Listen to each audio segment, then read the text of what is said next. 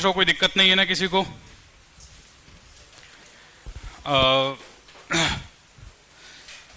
ये आपकी फिजिक्स की क्लास है, आप सब देख ही रहे हैं। तो आज हमारा पहला लेक्चर रहेगा। आज हम बेसिक इंट्रोडक्टरी टाइप के लेक्चर लेंगे और थोड़ी सी बेसिक आपको क्या प्लानिंग है, क्लास में क्या क्या चीज़ों के बारे में फोकस करना है, कहाँ कहाँ ध्यान रखनी, उन सारी चीज़ों के बारे में डिस्कस करेंगे।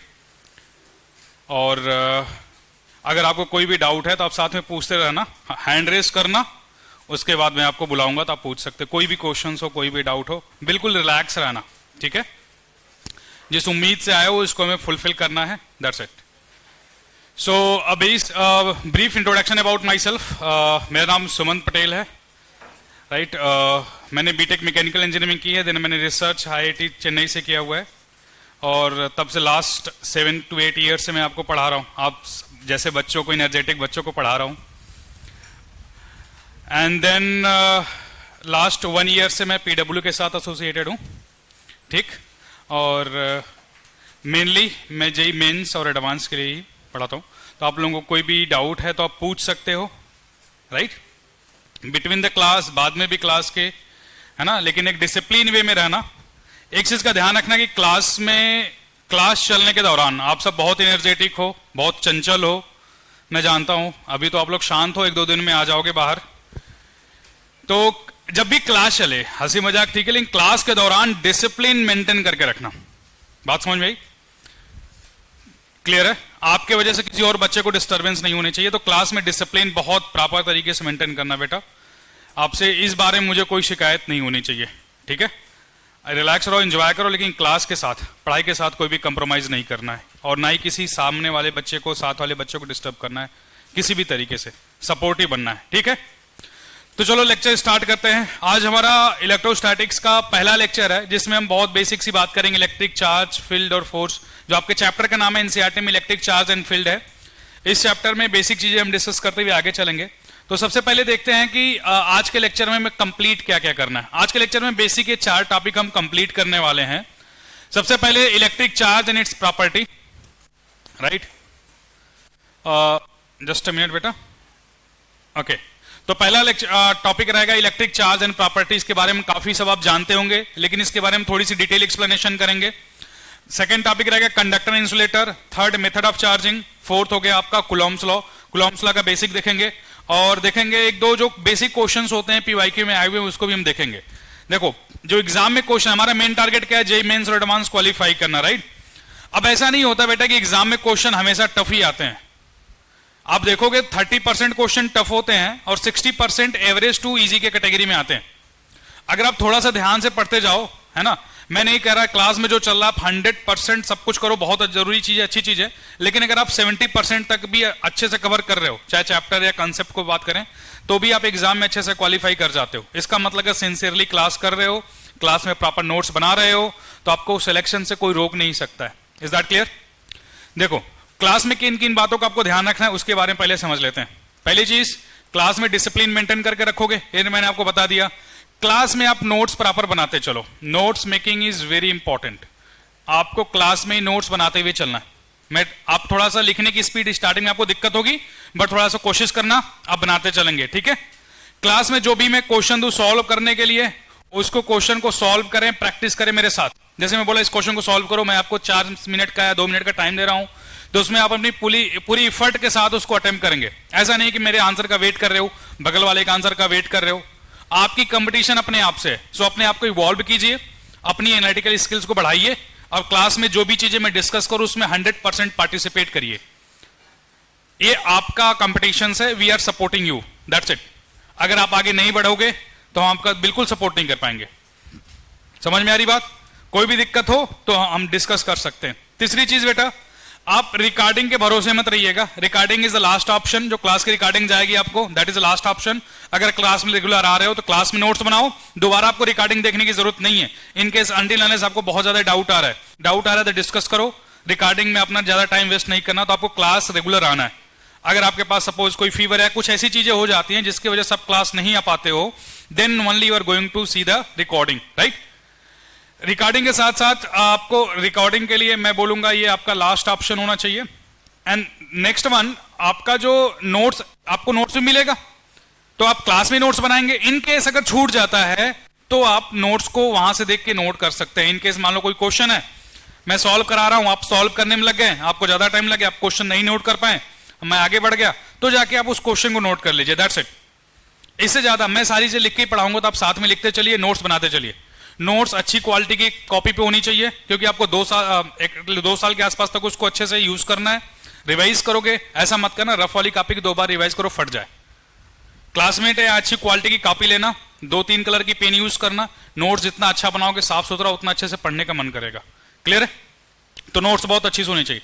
लास्ट में आपका डीपीपी बेटा और प्रैक्टिस, जो आपका प्रैक्टिस क्वेश्चन रहेगा, जो आपके मॉडल मिलेंगे, इसको है ना हमारे लेक्चर के साथ आप नोट्स करते चलना। क्लियर है? हर एक लेक्चर पे आप मानो अगर रेगुलर लेक्चर होती हैं तो हर एक क्लास के बाद आपको 2 घंटे चाहिए होता है रिवीजन और प्रैक्टिस के लिए। जैसे आपकी 3 क्लासेस हैं तो एटलीस्ट आपको 6 घंटे घर पे देने पड़ेंगे। अगर आप एडवांस के लिए टारगेट कर रहे हो देन आपको एटलीस्ट 6 घंटे पढ़ने हैं। अगर आप नहीं पढ़ रहे हो तो आप समझ लेना कि आप सपने देख रहे हो बस। क्लियर है? अभी आप आसानी से कर सकते हो, 5 से 6 घंटे रेगुलर दो। कभी छुट्टी हो गई तो ज्यादा हो गया, कभी तबीयत खराब हो गई तो कम हो गया, तो ऑन एन एवरेज 5 घंटे के आसपास होना चाहिए। खाना पीना खा के बिल्कुल अपने आप को हेल्दी रखो, फास्ट फूड को अवॉइड करो ताकि आपको नींद ना आए, क्लास में जमाई ना आए, एक्टिव रहो। क्लियर? समझ में आ रही बातें? ओके, इसमें हेल्थ भी आपका उतना ही इंपॉर्टेंट रोल प्ले करेगा। चलो बेटा आगे आते हैं। अभी तक आपने क्या क्या पढ़ रखा है? हमने बेसिक मैथमेटिक्स ये सारी चीजें डिस्कस कर रखी हैं, right? Vectors, kinematics and LM, right?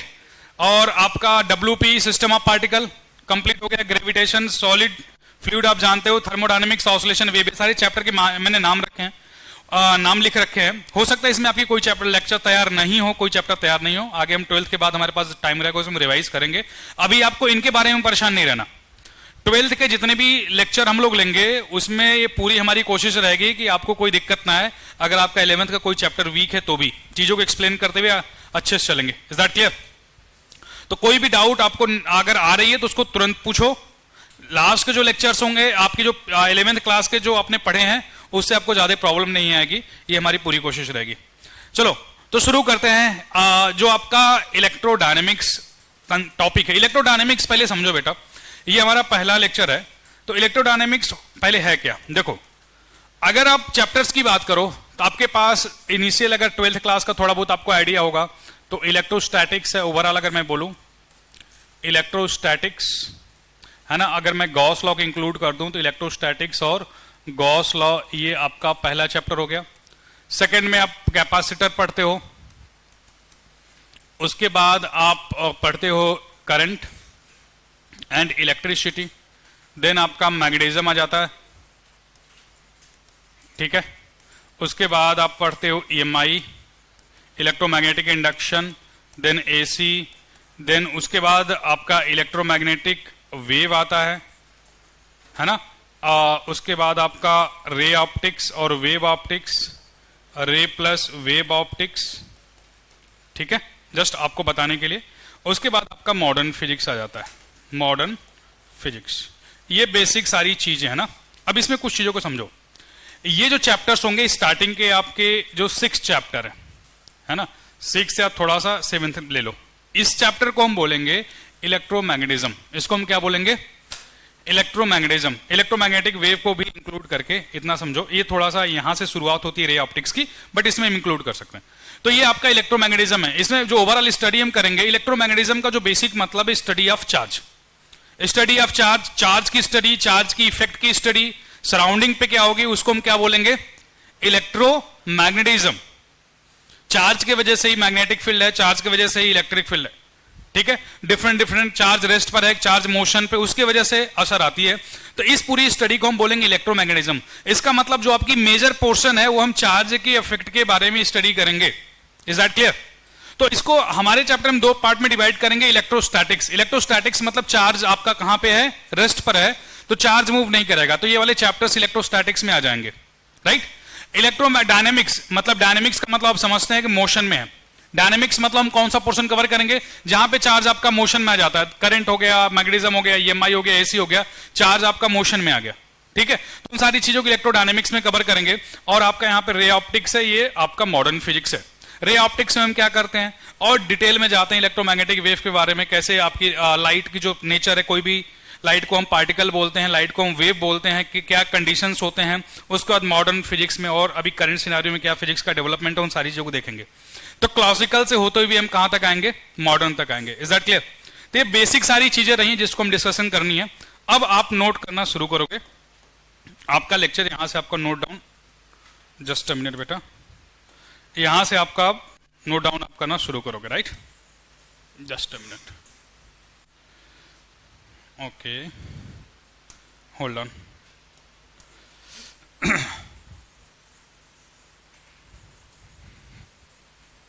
चलो, अब मैं जो भी लिखूंगा सब कुछ आपके नोट्स में होना चाहिए। एक बेसिक आपको ओवरव्यू हो गया चैप्टर्स के बारे में, कैसे कैसे हम क्या क्या कंप्लीट करेंगे टोटल, ठीक है? तो हम शुरू कर रहे हैं। पहला चैप्टर आपका बेटा इलेक्ट्रोस्टैटिक्स। इलेक्ट्रोस्टैटिक्स में थोड़ा सा डिफिनेशन देखते हुए हम आगे चलेंगे, है ना? देखो, इलेक्ट्रोमैग्नेटिज्म को डिफाइन करेंगे तो हम क्या लिखेंगे, स्टडी ऑफ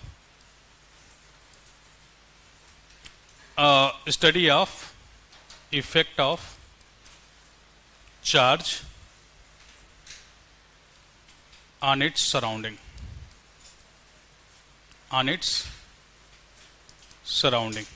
ठीक है? सराउंडिंग का मतलब क्या हुआ? सराउंडिंग का मतलब कुछ भी हो सकता है। सराउंडिंग का मतलब कोई दूसरा चार्ज भी हो सकता है। सराउंडिंग का मतलब कोई दूसरी ऑब्जेक्ट हो सकती है, कोई बॉडी हो सकती है। तो सराउंडिंग कुछ भी हो सकता है। ये सराउंडिंग आपका कोई चार्ज हो सकता है या फिर कोई ऑब्जेक्ट हो सकता है, एनी अदर ऑब्जेक्ट। तो इसको हम क्या बोलेंगे बेटा, आपकी इलेक्ट्रोमैग्नेटिज्म इसको हम बोलेंगे, ठीक है?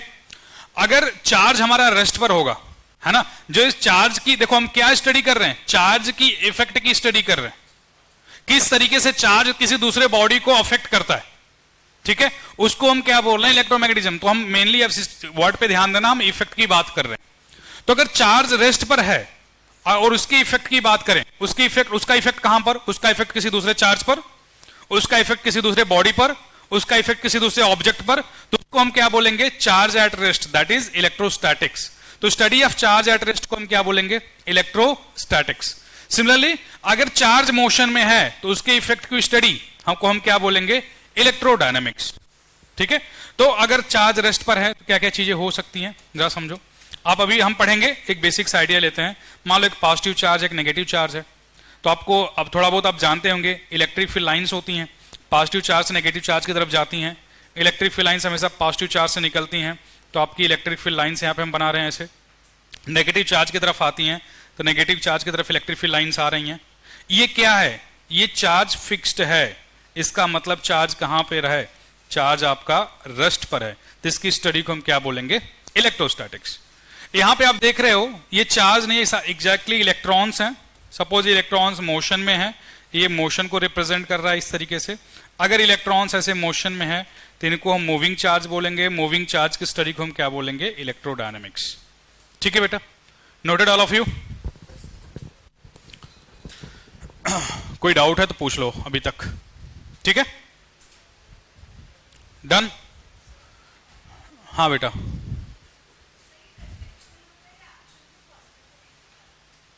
नहीं एक्चुअल में होता है ये आपका पॉजिटिव टू नेगेटिव, इसको हम एज्यूम करते हैं ऐसे फील्ड को भी और डिटेल में आगे पढ़ेंगे। जब इलेक्ट्रिक फील्ड पढ़ेंगे बेटा ना, तो इसके बारे में डिटेल में आएंगे, आपको और क्लैरिटी आएगी। अभी एक बेसिक हम देख रहे हैं। डन जी, हो गया? तो अभी तक हमने क्या देखा, electrodynamics, that is a study of charge. Charge आपका मोशन में हो सकता है, चार्ज आपका रेस्ट पर हो सकता है। चार्ज मोशन में है तो इलेक्ट्रोस्टैटिक्स बोलेंगे, चार्ज मोशन में होगा तो इलेक्ट्रोडायनेमिक्स बोलेंगे। क्लियर है? ये चीज अभी तक हमने देखी। अब जरा डिटेल में आते हैं बेटा कि चार्ज होता क्या है क्या चार्ज? तो अगर डिफिनेशन में जाएं तो चार्ज क्या है, एक सब एटॉमिक पार्टिकल है। सब एटॉमिक पार्टिकल कौन कौन होते हैं बताओ, आप लोग जानते होंगे। सब एटॉमिक पार्टिकल कौन कौन होते हैं, जो एटम के अंदर होते हैं। एटम के अंदर कौन कौन होते हैं, है ना, इलेक्ट्रॉन, प्रोटॉन, न्यूट्रॉन, ठीक है? ये इसको हम क्या बोलते हैं, सब एटॉमिक पार्टिकल।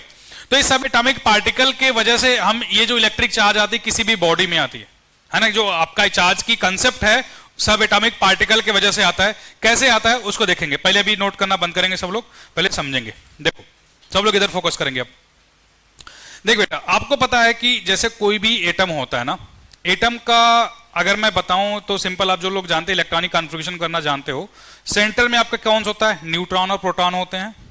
इसके चारों तरफ कौन चक्कर लगाता है? इलेक्ट्रॉन इसके चारों तरफ क्या करते हैं? चक्कर लगाते हैं। मान लो कोई भी मैं एलिमेंट ले रहा हूं, पहले ऑर्बिट में कितने इलेक्ट्रॉन्स होते हैं? 2। सेकंड में कितने होते हैं?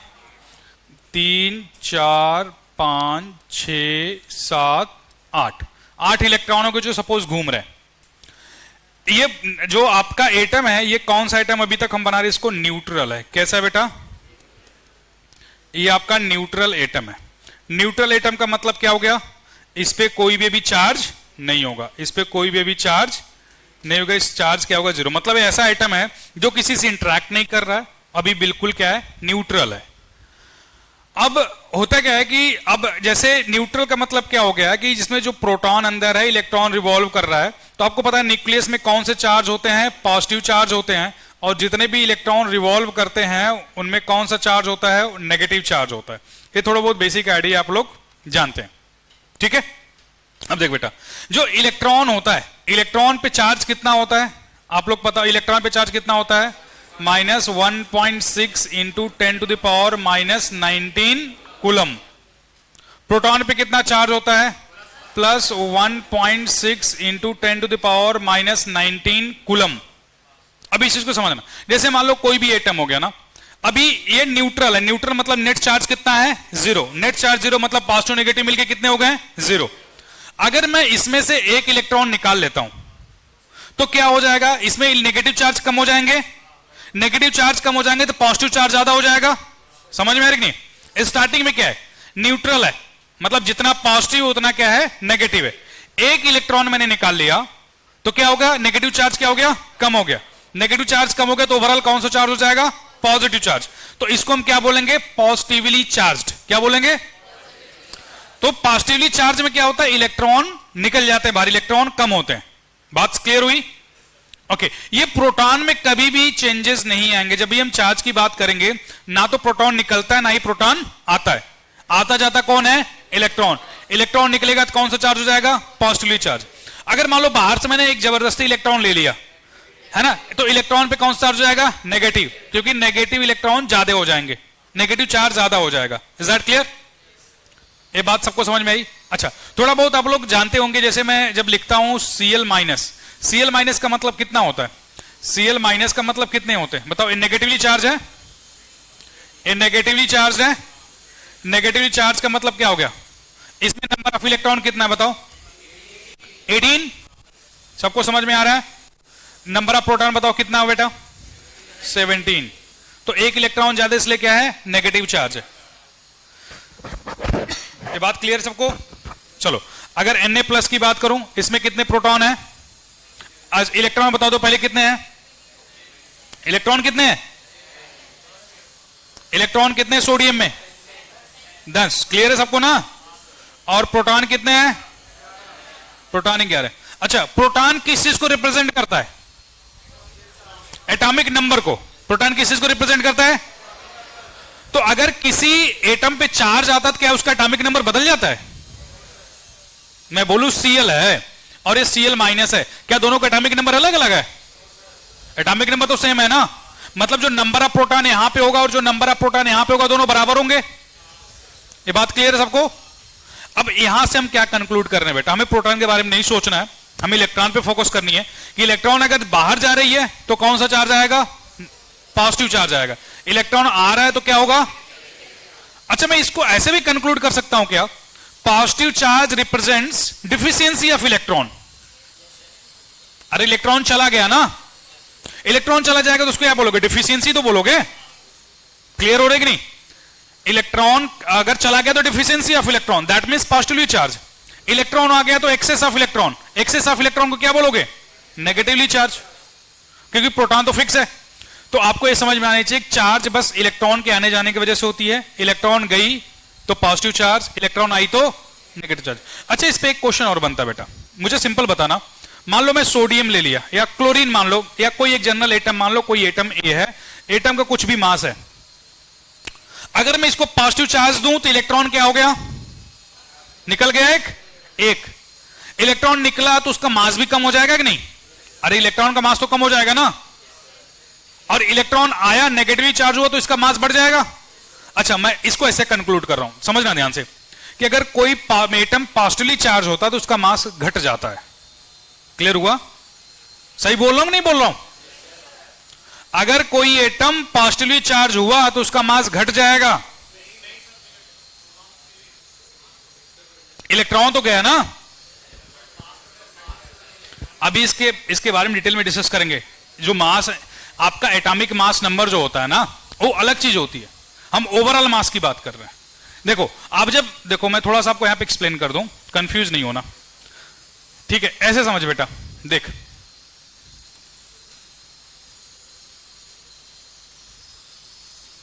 ऐसे समझो आप लोग।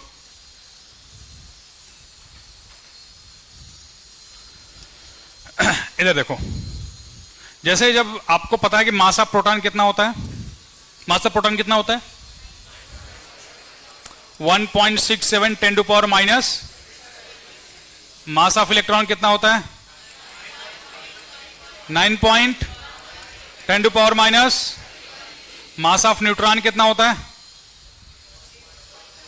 मास ऑफ प्रोटॉन के लगभग बराबर होता है, स्लाइटली ज्यादा होता है, स्लाइटली ज्यादा होता है, but we can say that it is equivalent, है ना?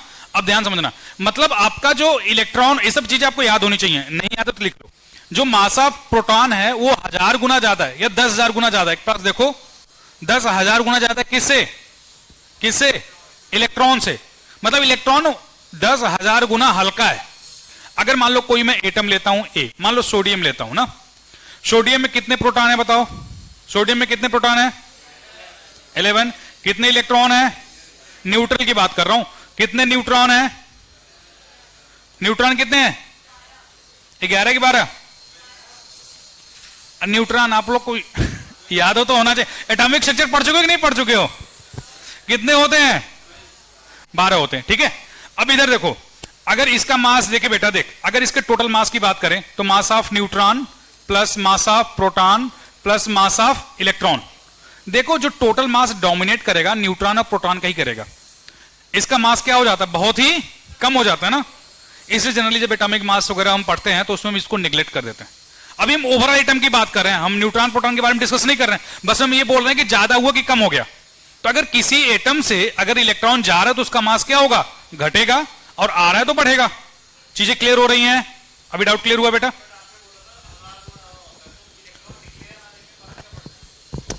मैं जस्ट कंपैरिजन कर रहा हूं, कुछ तो चेंजेस होंगे कि नहीं होंगे? नेग्लेजिबल होंगे, but if you saying comparison करने के लिए तो कंपैरिजन कर सकते हैं ना। तब से कंपैरिजन के लिए क्वेश्चन आएगा कि इसमें 2 इलेक्ट्रॉन आ गए तो बताओ इसका मास बढ़ेगा घटेगा, 2 इलेक्ट्रॉन चले गए तो मास घटेगा बढ़ेगा। हम यहां पे एग्जैक्ट बात नहीं कर रहे हैं, we are talking about only comparison. Clear है?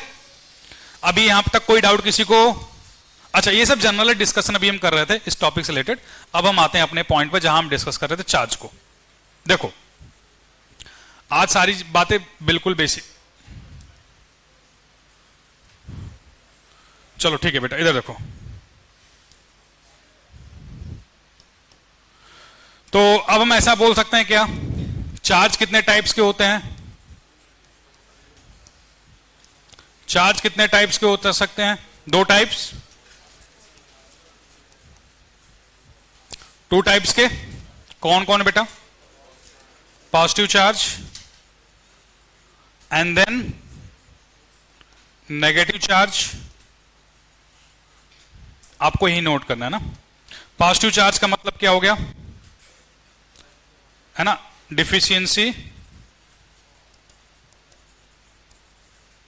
डिफिशियंसी ऑफ इलेक्ट्रॉन, ठीक है। नेगेटिव चार्ज का मतलब क्या हो गया,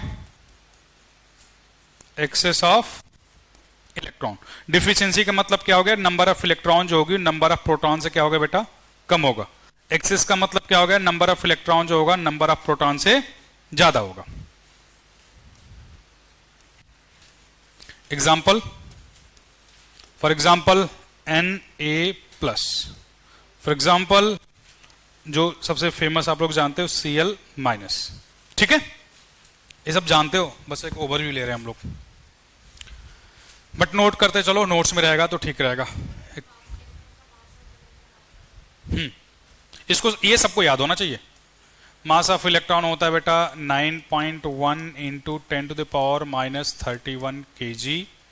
मास ऑफ प्रोटॉन कितना होता है 1.6 into 10⁻⁻27 kg। Mass of neutron जो होता है वो लगभग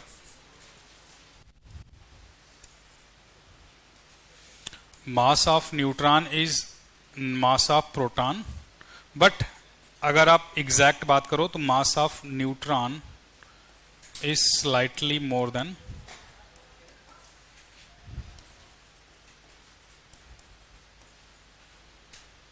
प्रोटॉन। ठीक है, नोटेड। अभी बेसिक सारी बातें थी, सबने नोट कर लिया? ओके जी, चलो आगे चलें। तो अभी तक क्लियर है सारी बातें, बहुत बेसिक सी बातें हुई। आगे चलें बेटा, noted all of you? Okay, let's.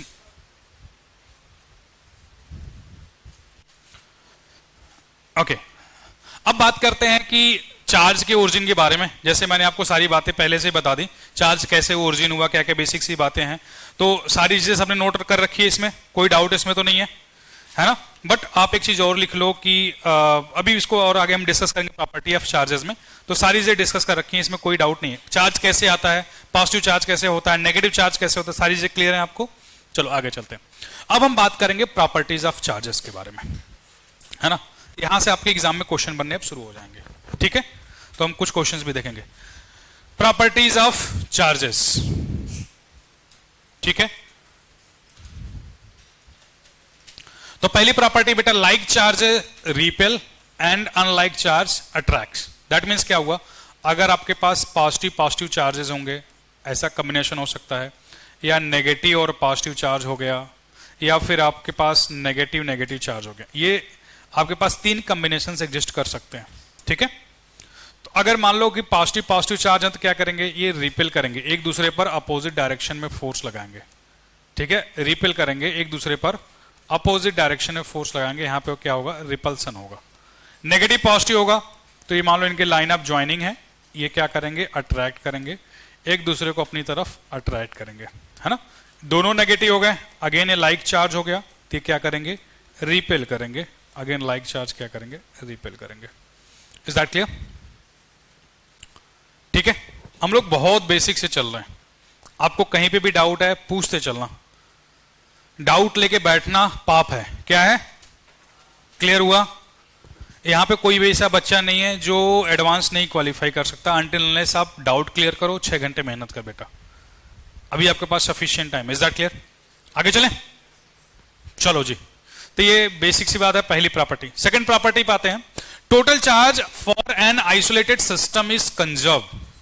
अब जरा समझेंगे, आइसोलेटेड का मतलब क्या हुआ, आइसोलेटेड का मतलब क्या हो गया, आइसोलेटेड सिस्टम मतलब वो किसी से कोई भी इंटरेक्शन नहीं करेगा, no interaction with the surrounding, no interaction with the surrounding.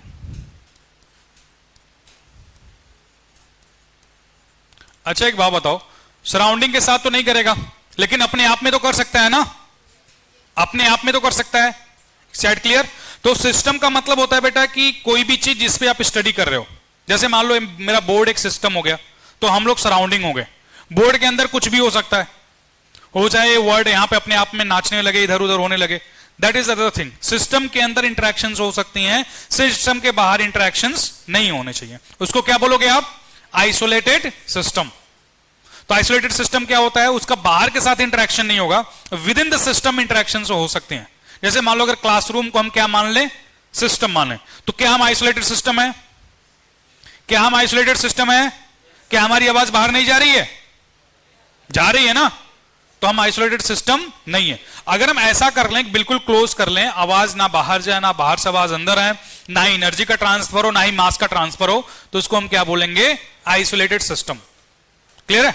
तो ये हमारा रूम आइसोलेटेड सिस्टम नहीं है, हम आइसोलेटेड सिस्टम की बात कर रहे हैं कि उनमें कोई भी इंटरेक्शन सराउंडिंग के साथ नहीं होनी चाहिए, but interaction, internal interaction can be there, internal interaction can be there, can be there within the system, within the system. ठीक है जी,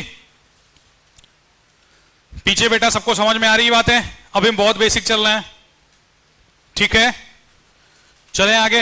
अच्छा, इसमें पहले एक चीज और समझो। जैसे मान लेते हैं कि हमारे पास एक कोई सिस्टम, मैंने कोई रैंडम ऐसा सिस्टम ले लिया, ठीक है। मान लो मेरे सिस्टम पे +8 कूलम चार्ज है। कितना कूलम चार्ज है? 8 कूलम चार्ज है। इंटरनली सिस्टम में कुछ डिस्टर्बेंस हुआ, सिस्टम में इंटरनली कुछ डिस्टर्बेंस हुआ, और ये चार्ज मान लो कि दो जगह चार्ज था, एक जगह +8 कूलम था, एक जगह -2 कूलम था। इंटरनली कुछ डिस्टर्बेंस हुआ। कैसा इंटरेक्शन हुआ? इंटरनल इंटरेक्शन हुआ सिस्टम के अंदर, इंटरनल इंटरेक्शन हुआ with in the system, within the system. और ये इंटरेक्शन होने के बाद ये जो बॉडी थी, ये कुछ वही सेम बॉडी है, बस इंटरनल इंटरेक्शन होकर के यहां पे मान लो +10 कूलम आ गया, यहां -6 कूलम आ गया, और एक जगह यहां पे और है चार्ज, एक जगह और, 3 जगह चार्ज रीडिस्ट्रीब्यूट हो गया। इंटरनल डिस्टर्बेंस हुआ और चार्ज रीडिस्ट्रीब्यूट हो गया, और आपसे पूछ रहा है बताओ इस चार्ज की वैल्यू कितनी होगी? कितनी होगी? आइसोलेटेड सिस्टम है तो जितना चार्ज पहले होगा उतना ही चार्ज बाद में होगा। किसी के साथ इंटरेक्शन नहीं कर रहा ना, अगर टच करता, कोई इंटरेक्ट करता, तभी तो चार्ज का इधर उधर होता, आदान प्रदान होता। यहां पे ऐसा कुछ है नहीं, आइसोलेटेड है, तो मतलब किसी भी आइसोलेटेड सिस्टम के लिए टोटल चार्ज क्या होगा? कंजर्व होगा। ठीक है, total charge for an isolated system is conserve. ठीक है बेटा, तो बताओ पहले कितना चार्ज था? इनिशियली कितना है ना? Q नेट अगर निकालेंगे इनिशियली कितना आ जाएगा? +8 -2 दैट इज +6। Q नेट बाद में कितना आ जाएगा बताओ? Q नेट बाद में कितना आ जाएगा? +10 -6 +Q, and that has to be equal to +6। वो 6 के बराबर होना चाहिए। बताओ ध्यान से, Q की वैल्यू कितनी आ गई? Q की वैल्यू कितनी आ गई? 10 और 6 कितना हो गया? 4। 4 उधर कितना गया? 2 आ गया, +2 आ गया आंसर। तो ऐसे क्वेश्चंस एग्जाम में पूछे गए। कितना आ जाएगा? +2। बहुत बेसिक। अभी हम क्वेश्चंस को भी देखेंगे, तो हमें बेसिक चीजों पे बहुत अच्छे से कमांड रखनी है। इंटरनल इंटरेक्शंस का मतलब जैसे इंटरेक्शन सिस्टम के अंदर हो सकता है ना, जैसे मान लो सिस्टम हो गया, पूरी बॉडी, पूरा क्लासरूम हमारा सिस्टम है। देखो, अगर हम पहले सिस्टम की बात करते हैं ना, थोड़ा सा बेसिक आइडिया ले लेते हैं, कोई कंफ्यूजन आप लोगों को ना हो बेटा। सिस्टम मतलब कोई भी चीज जिस पे अपनी स्टडी को हम फोकस कर रहे हैं, जो हमारे एरिया ऑफ कंसर्न है। तो ये हमारी क्या हो गई? बाउंड्री। ये मेरा क्या हो गया? सिस्टम। इसके बाहर की सारी चीजें क्या हो गई? सराउंडिंग, है ना? तो यूनिवर्स पूरा है ना, यूनिवर्स आप लोग जानते हो। यूनिवर्स को हम 2 कैटेगरी में डिवाइड कर रहे हैं, एक सिस्टम, बाकी सब सराउंडिंग। ठीक है, तो ये मेरा सिस्टम हो गया, तो बाकी का सारा क्या हो गया? सराउंडिंग हो गया। अब ये सिस्टम के अंदर कुछ भी हो सकता है। इंटरेक्शंस को मैंने हम 2 टाइप से समझते हैं। एक तो मास का इंटरेक्शन, किसका? मतलब मास का इधर से आना जाना हो जाए, और दूसरी किसकी इंटरेक्शन हम समझते हैं? एनर्जी की। ठीक है, एनर्जी की इंटरेक्शंस, एनर्जी इधर से उधर हो सकती है। अगर मास भी ना हो, एनर्जी भी ना हो, तो इसको क्या बोलेंगे? आइसोलेटेड। ना तो मास का ट्रांसफर हो रही, ना ही एनर्जी की हो रही है। अगर मास का हो रहा हो और एनर्जी का भी हो रहा है तो उसको क्या बोलेंगे? Open system. क्या बोलेंगे? और सिर्फ एनर्जी का हो रहा तो उसको क्या बोलेंगे? Close system. बात क्लियर हुई? दोनों हुआ तो ओपन, सिर्फ एनर्जी हुआ, मास नहीं हुआ तो क्या बोलेंगे? क्लोज। और अगर दोनों नहीं हुआ तो क्या बोलेंगे? तो हमारे पास 3 सिस्टम होती है। मैं एग्जांपल बेसिक से देता हूं। देखो इधर, मान लो आपने सुबह सुबह चाय पी रहे हो, एक कप में आपने चाय ले ली, ठीक है, कप की ढक्कन खुली है, तो इसमें से मास भी निकलेगा बाहर वेपराइज्ड होकर के, एनर्जी भी निकल रही है, तो कौन सा सिस्टम हुआ? Open system.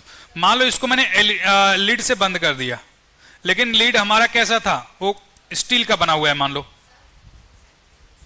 स्टील का बना हुआ है, ठीक है, तो यहां पे टी है हमारी, स्टील की लीड बनी हुई है। अब वेपराइज करके तो नहीं जाएगा, लेकिन हीट तो ट्रांसफर होगी ना, हीट तो ट्रांसफर। आप श्योर है बेटा? आप ही को बोल रहा हूं, आप ही को बोल रहा हूं। क्या नाम है आपका? आप ही को समीक्षा, आप ठीक हो? ओके, ये अभी दिख रहा है बेटा, देखो अगर मान लो यहां पे क्या होगा, मास का ट्रांसफर तो नहीं होगा लेकिन एनर्जी का ट्रांसफर होगा, तो कौन सा सिस्टम हो गया, ये क्लोज सिस्टम हो गया। अगर मान लो मैं थर्मस में ले लिया चाय, थर्मस में मतलब ना ही एनर्जी ना ही मास, लंबे समय तक हमारा क्या रहेगा, है ना, चाय गर्म रहेगी या कोल्ड कॉफी ठंडी रहेगी, जो भी आप बोलो। तो ये क्या हो गया, ये कौन सा सिस्टम है, isolated. So this is isolated, this is closed end this is open. तो ये तीन सिस्टम सबको समझ में आ गया।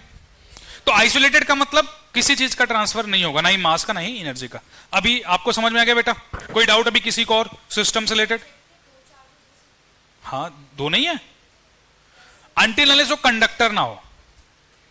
कंडक्टर रहेगा तो उसमें चार्ज फ्लो कर जाएगा, पॉजिटिव रहेंगे तो दूर दूर हो जाएंगे, नेगेटिव रहेंगे तो दूर दूर हो जाएंगे। दो हो सकते हैं, तीन हो सकते हैं, चार हो सकते हैं, कुछ भी हो सकते हैं। हम्म। तो ये पॉजिटिव नेगेटिव दोनों ना, यहां पे कौन बोला है, कंडक्टर है। पार्शियल की नहीं, देखो अगर एक कंडक्टर होगा ना, जैसे अगर कंडक्टर होता दोनों आपस में मिल जाते हैं, अट्रैक्शन हो जाता, एक पास आ जाते हैं और न्यूट्रल होकर के +6 हो जाता, जो यहां पर हम दिख रहे हैं। चार्ज जब वहां तक पहुंच पाएगा तब तो, चार्ज वहां तक कैसे जाएगा, जब इलेक्ट्रॉन फ्लो करेगी। इलेक्ट्रॉन फ्लो किस में करती है, कंडक्टर में करती है। ये इंसुलेटर हो गया ना, आइसोलेटेड सिस्टम कुछ भी हो सकता है ना बेटा, हो सकता है कंडक्टर हो सकता है इंसुलेटर हो। क्लियर है? अभी आगे हम देखेंगे कंडक्टर इंसुलेटर के बारे में बेसिक चीजें। अभी सबने नोट कर लिया सारी चीजों को, चलो आगे चलते हैं। अब चार्ज इज क्वांटाइज्ड। पहली प्रॉपर्टी क्या है, रिपल्सन और अट्रैक्शन वाली। दूसरी प्रॉपर्टी कौन सी है, सब लोग बोलो, दूसरी प्रॉपर्टी कौन सी है, total charge for an isolated system will be conserve. Third property quantized. देखो क्लास जब यहां से छूट के जाओ ना, तो सारी चीजें याद होनी चाहिए, बस नोट्स में पन्ना पलटना हो। समझ रहे हो कि नहीं? फिजिक्स बहुत इंटरेस्टिंग है, तो ध्यान रखेंगे हम लोग। मैं पूरी कोशिश करूंगा आपको सारी चीजें याद रहें। चार्जेस क्वांटाइज्ड, अच्छा ये क्वांटाइज्ड का क्या मतलब होता है, फिक्स और कुछ? अच्छा मैं ऐसे समझाता हूं। इंडियन करेंसी जो आप, इंडियन रुपीज जो आप जानते हो, उसमें उसकी जो क्वांटा है, क्वांटा मतलब जो मिनिमम अमाउंट एग्जिस्ट कर सकती है, क्वांटा मतलब, तो हमारा इंडियन रुपीज का क्वांटा क्या, पैसा, एक पैसा। क्या एक पैसे से कम आपने सुना है? अगर मैं 1 रुपया बोलूं तो कितना पैसा हो गया, 100 पैसा। 10 रुपया बोलूं तो कितना पैसा हो गया, 1000 पैसा हो गया। तो एक पैसे से कम एग्जिस्ट नहीं कर सकता ना। क्या हाफ पैसे एग्जिस्ट कर सकता है क्या, नहीं कर सकता। और कोई भी आपका बड़ा अमाउंट है, वहीं एक एक पैसा मिल मिल के बना हुआ है। समझ में आया? बिल्कुल उसी तरीके से क्या आप किसी भी एटम से आधा इलेक्ट्रॉन निकाल सकते हो? निकालो तो एक ही इलेक्ट्रॉन निकालोगे ना, या फिर एक ही इलेक्ट्रॉन दोगे। इसका मतलब मिनिमम चार्ज या तो +E हो सकता है तो -E हो सकता है, बीच का तो नहीं हो सकता ना। तो हम वही बोलेंगे कि minimum possible unit of charge या amount of charge will be +1E या -1E। बात समझ में आई? उसी प्रॉपर्टी को हम बोलते हैं चार्ज इज क्वांटाइज्ड। बात समझ में आई? तो इसको चलो लिख लो, सब लोग लिखो साथ में, minimum possible amount of charge is equal to +-E। That means ±1.6 into 10 to the power -19 coulomb.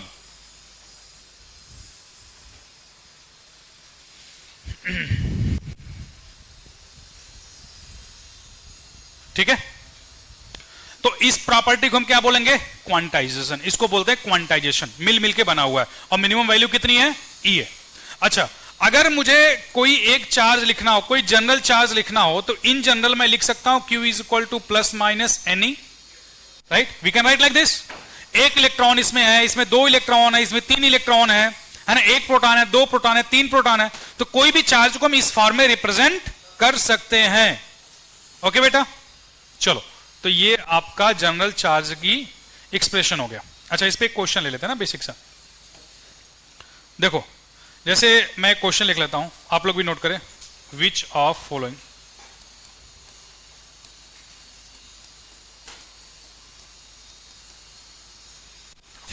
Charge is not possible.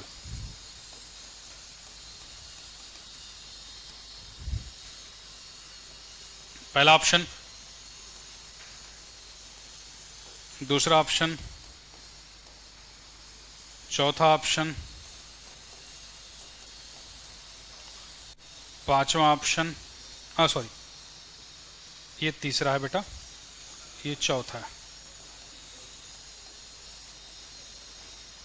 बताओ कौन सा होगा? क्लियर है सबको? क्यों? क्योंकि ढाई चार्ज एग्जिस्ट नहीं कर सकता ना। अच्छा ये एग्जिस्ट करेगा? चलो ठीक है, अच्छा समझ गए सब लोग, क्लियर हो गया। अच्छा अब इस पे क्वेश्चन और करेंगे हम लोग ना। चलो बताओ कौन सा आंसर इसका?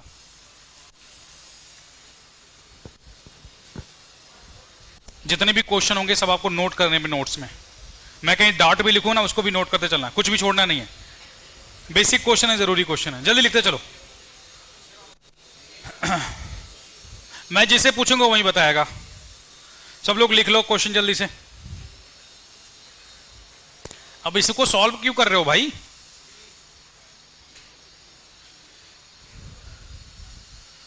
चल बेटा तू खड़े हो जा, रेड शर्ट टी शर्ट। नाम क्या है आपका? विजय। जय बता बेटा कौन सा आंसर इसका है? बी होना चाहिए। क्यों?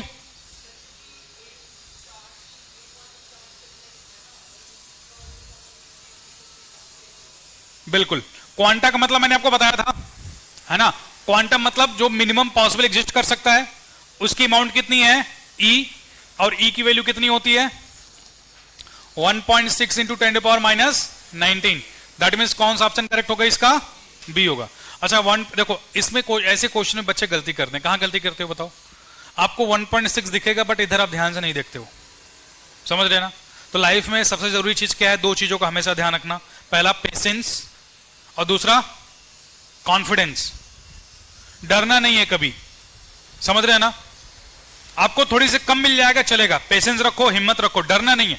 अगर आप डरोगे कहीं पे भी, डरना बिल्कुल भी नहीं है, ठीक है। आगे चलते हैं, नेक्स्ट क्वेश्चन। चलो बताओ।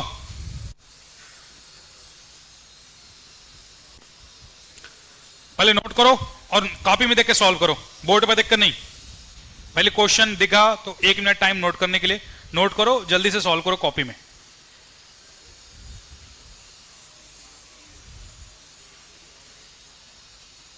वैसे टफ क्वेश्चन नहीं है।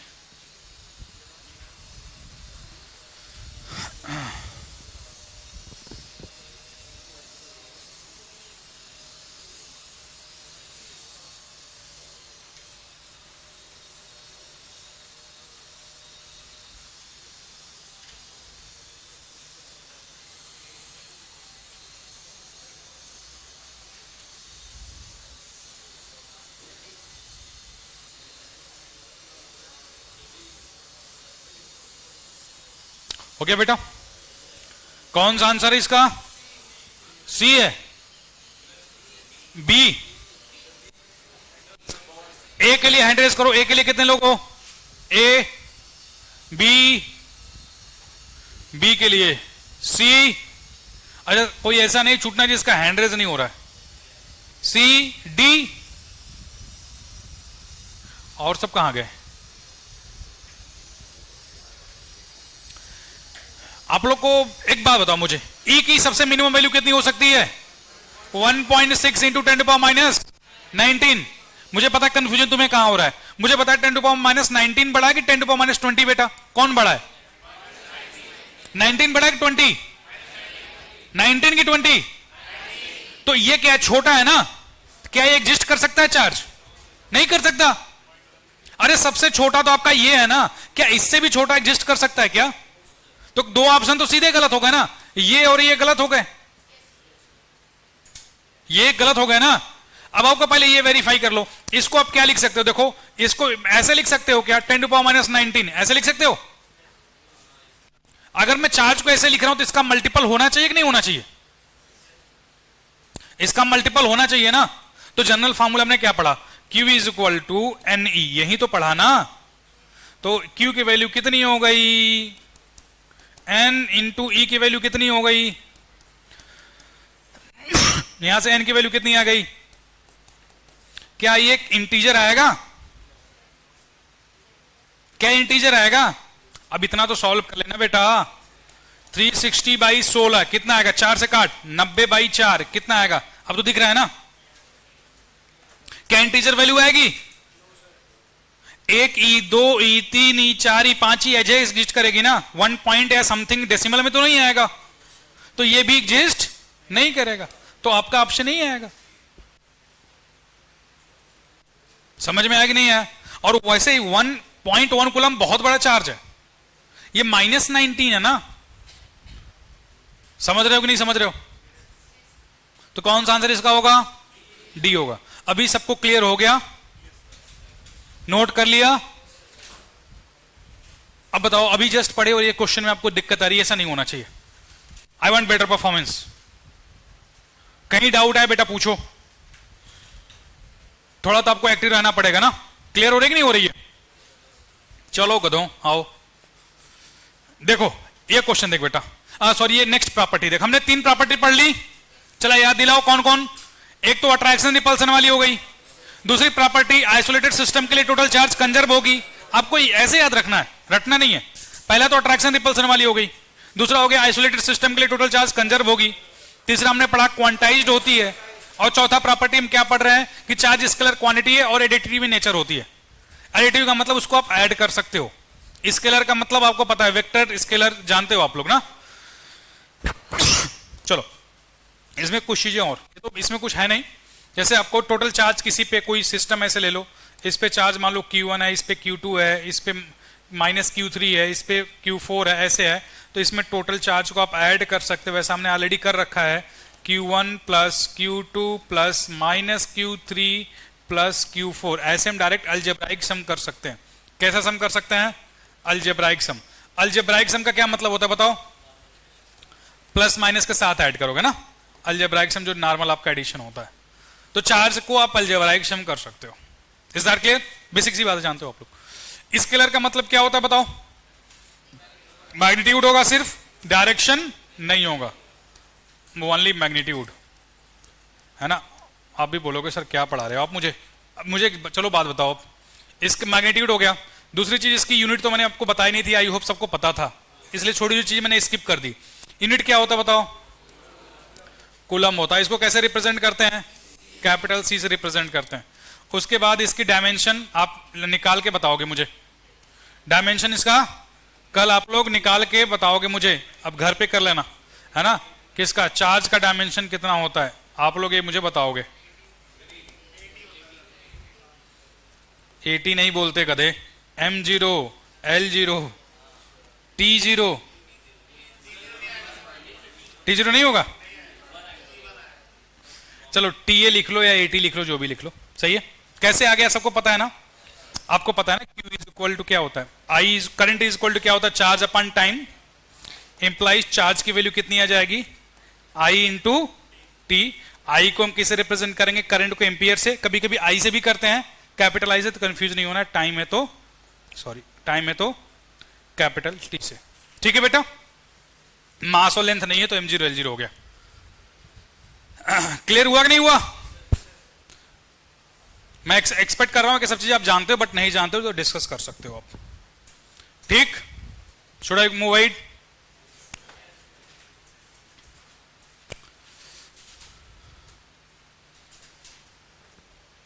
चलो लेट्स गो, अब आगे चलें। पहले नोट करो फिर करो, धीरे धीरे मैं लेवल इंक्रीज कर रहा हूं ना, एक बेसिक से आगे चल रहे हैं। When 10 to power 14 electrons are removed from a neutral metal sphere, the charge on the sphere will become, कितना चार्ज का क्या फॉर्मूला होता है? हमने क्या पढ़ा? Charge Q is equal to NE, नहीं कहते, प्लस माइनस NE। क्या होगा? यहां पे चार्ज इलेक्ट्रॉन आ रहा है कि जा रहा है? तो प्लस आएगा माइनस आएगा? रिमूव का मतलब प्लस। तो हम इसको बेटा दे कैसे लिखेंगे? छोटी छोटी गलती नहीं करना है ना। आता हुआ क्वेश्चन तो बिल्कुल नहीं गलत करेंगे, नहीं आएगा छोड़ देंगे चलेगा।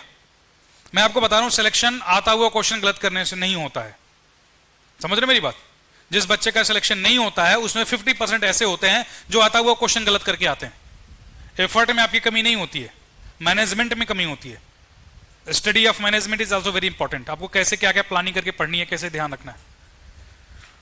कितना आंसर है बताओ? हो गया? मैं भी कर लूं? नोट करके करना है, और किसी की नोटबुक में ऐसा दिखा मुझे क्वेश्चन नहीं नोट है, ध्यान रखना।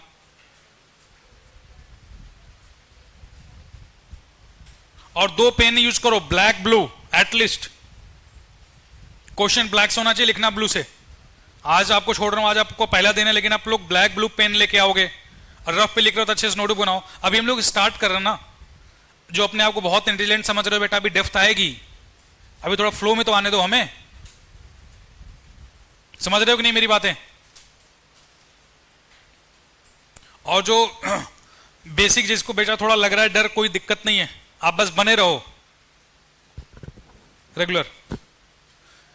आपको कोई डाउट है क्लास के बाहर मुझसे मिल सकते हो, ठीक है? कहीं भी पूछ सकते हो इन द कैंपस, कैंपस के बाहर नहीं, कैंपस के बाहर ही मत कहीं भी आ जाना। आगे चलें, चलो सॉल्व कर लेते हैं बेटा। बताना कितना गया? Plus 10 to power 14 into 1.6 into 10 to power minus 19, कितना आ जाएगा बताओ ना? सीधे दिख रहा है 16 माइक्रोकूलम आ जाएगा ना। आगे चलें? हाँ चलो बताओ। तो याद होगा बट एक बार पहले करो।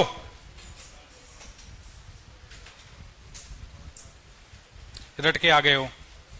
मुझे यहां पे कुछ नहीं रटना है, जितना मैं क्लास में याद कराऊंगा उतना ही याद रखना है। अब बस एक्टिव होकर क्लास में आपको याद हो जाएगा मेरी आवाज सुन सुन के।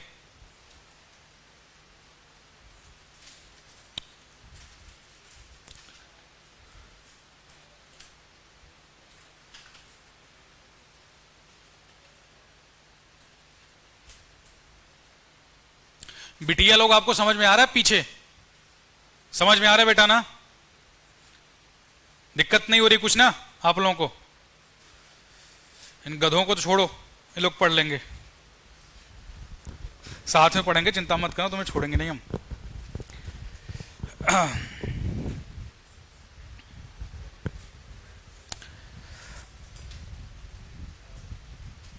आगे चले बेटा। अब कितना आंसर आ गया बताओ, जल्दी बता दो। कैलकुलेशन में कोई लापरवाही नहीं करेगा। कैलकुलेशन आपके दिमाग से तेज होनी चाहिए, आपका हाथ आपके दिमाग से तेज चलनी चाहिए। जेई की एग्जाम की तैयारी कर रहे हो आप लोग, कैलकुलेशन में लापरवाही बिल्कुल नहीं होनी चाहिए। कितना आगे बताओ? मुझसे तेज आपका पेन चलना चाहिए। मान लो अभी हम एन ले लेते हैं, तो एन की वैल्यू कितनी आ गई? Q upon E. क्यू की वैल्यू हो गई 1.6 into 10 to power minus 19, that means कितना आ गया? 6.25 इंटू 10 टू द पावर 18। इतने नंबर ऑफ इलेक्ट्रॉन होंगे। अच्छा, इसका मतलब समझ में आ रहा है ना? जब आप 1 कूलम चार्ज बोलते हो, 1 कूलम चार्ज में कितने इलेक्ट्रॉन होते हैं?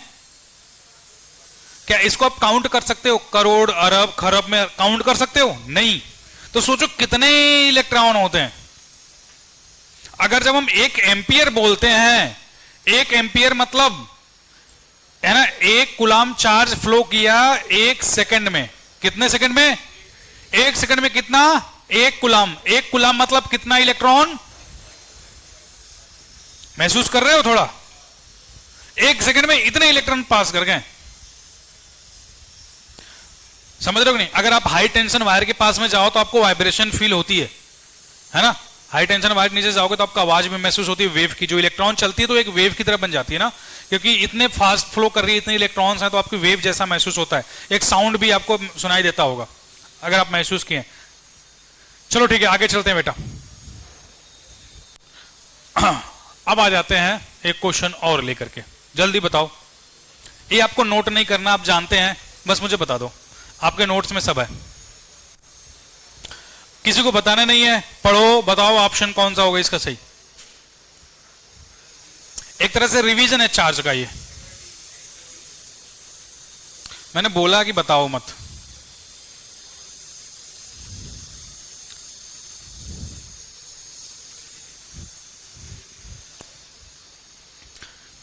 एक के लिए कितने लोग हो? बी के लिए, ए के लिए, अच्छा बी के लिए, सी, डी, वेरी गुड। देखो आपको पता है बॉडी के पास पॉजिटिव चार्ज कब आएगा? जब इलेक्ट्रॉन का क्या होगी? कमी होगी। नेगेटिव चार्ज कब आएगा? जब इलेक्ट्रॉन क्या हो गया? ज्यादा हो गया, है ना। मिनिमम पॉसिबल इलेक्ट्रॉन कितनी होती है? क्वांटाइजेशन ऑफ इलेक्ट्रॉन, ठीक है। चार्ज क्वांटाइज्ड होगा तो इस फॉर्मेट में लिख सकते हैं जहां पे n की वैल्यू इंटीजर ही हो सकती है। अगर मैं लिखूं q is equal to plus minus N E where n is equal to 1, 1.2, 1.4, क्या करेक्ट है? सही है, गलत है? सही है, गलत है ना। Very good. चलो तो इसका आंसर कौन सा हो जाएगा बेटा? इसका आंसर डी करेक्ट हो गया। आगे चलते हैं, हाँ बोलो।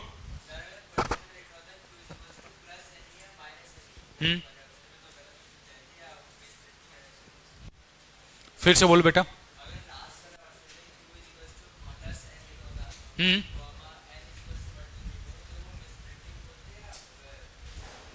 सही है, वैसे भी लिख सकते हो ना, Q is equal to plus N भी तो लिख सकते हो, बट ये इनकम्प्लीट है, गलत नहीं है, इनकम्प्लीट है, समझ रहे हो। अगर आपसे पूछा जाए क्या ये ऑलवेज करेक्ट है, तो नहीं, ऑलवेज करेक्ट नहीं है। क्या है करेक्ट है? यस करेक्ट है। अभी क्लियर हुआ? लैंग्वेज पे थोड़ा आपको फोकस करना। वैसे ऐसे क्वेश्चन यूपीएससी में आते हैं, है ना, आपको यहां पे देखने को नहीं मिलेगा। ओके चलो अब आते हैं चार्ज और मास। अभी लिखो मत, समझो। देख बेटा, पहले समझो कि पूरा जो कोई भी बॉडी, कोई भी ऑब्जेक्ट डिजाइन होता है तो उसका सबसे स्मॉलेस्ट यूनिट क्या होता है? जिसको हम पहले तो डाल्टन ने बोला एटम होता है। आप सब जानते हैं, बेसिक समझते हैं। अभी आप कंक्लूजन में नहीं आते ना, मैं गलत बोल रहा हूं। अभी एटम के बारे में समझो। एटम होता है सबसे स्मॉलेस्ट, आपको पता अभी तक जो हम जानते हैं सिलेबस में इलेक्ट्रॉन, राइट। बट अभी एटम के बारे में बात करते हैं। एटम होता है, एटम के अंदर क्या होता है? न्यूट्रॉन होते हैं, प्रोटॉन होता है, इलेक्ट्रॉन होता है। तो इन्हीं जो सब एटॉमिक पार्टिकल हैं, इनके मास की वजह से, है ना, सब मिल मिल के बहुत बड़ी सी ऑब्जेक्ट बनती है और उसका मास होता है। बात समझ में आई? ओके। अब जो मास है वो किसके वजह से इफेक्टिवली है? मास of electron, mass of proton, mass of neutron. मैं बोलूं मैं 1 कुंतल का हूं, 100 केजी का हूं, तो कहीं ना कहीं मैं क्या बोल रहा हूं? मेरे बॉडी में जितने भी इलेक्ट्रॉन, प्रोटॉन, न्यूट्रॉन हैं, उनका मास 100 केजी है। Is that clear? यही तो बोल रहा हूं ना, यही तो बात है ना। कोई भी चीज जो मिलकर बनी हुई है, इलेक्ट्रॉन, प्रोटॉन, न्यूट्रॉन, एटम से ही तो मिलकर बनी है ना। तो इफेक्टिवली जब हम मास की बात करते हैं तो किसकी मास की बात करते हैं? इलेक्ट्रॉन, प्रोटॉन, न्यूट्रॉन, ये सब की तो मास की बात करते हैं। Is that clear? तो मैं बोल रहा हूं कि उन सारी चीजों का मास कितना है? 100 केजी है, इसकी बात मैं कर रहा हूं।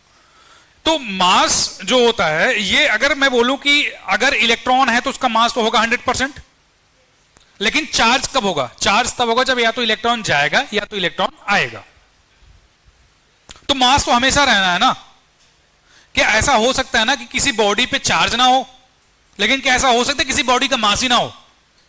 वो बॉडी एग्जिस्ट नहीं करेगी, वो पार्टिकल एग्जिस्ट नहीं करेगा। अब क्वांटम फिजिक्स की बात हम नहीं कर रहे हैं कि लाइट की बात आप कर रहे हो, वहां पे भी डिटेल में एनालिसिस करेंगे हम। बट अभी की बात यहां पे समझो, इन जनरल कोई भी बॉडी, कोई भी ऑब्जेक्ट हो तो बिना मास को एग्जिस्ट नहीं करेगी, ऐसा हम कह सकते हैं। लेकिन कोई भी बॉडी बिना चार्ज के एग्जिस्ट कर सकती है। आप ऐसा नहीं कर सकते इलेक्ट्रॉन होगा तो उस पर चार्ज होगा, नहीं। हम चार्ज कब कहते हैं? जब इलेक्ट्रॉन आता है या तो इलेक्ट्रॉन जाता है, या तो एक्सेस ऑफ इलेक्ट्रॉन हो या तो डिफिशियंसी ऑफ इलेक्ट्रॉन हो, तभी तो बोलेंगे चार्ज है। अब आते हैं कंक्लूजन पे। देखो, जो चार्ज होता है आपको पता है कि 2 टाइप्स के होते हैं। एक तो आपके पास पॉजिटिव चार्ज हो गया, एक आपके पास नेगेटिव चार्ज हो गया। 2 टाइप्स के आपके पास चार्ज होते हैं। बट मास आपका सिर्फ और सिर्फ क्या होता है? पॉजिटिव ही होता है। क्या मास नेगेटिव हो सकता है? नहीं। ग्रेविटेशन में कंसेप्ट हम पढ़ते हैं, कंसेप्ट ऑफ नेगेटिव मास, लेकिन उसको क्वेश्चन सॉल्व करने के लिए यूज करते हैं। रियलिटी में ऐसा कुछ एग्जिस्ट नहीं करता है। तो मास एक ही होता है। पॉजिटिव चार्ज आपके 2 टाइप्स के हो सकते हैं।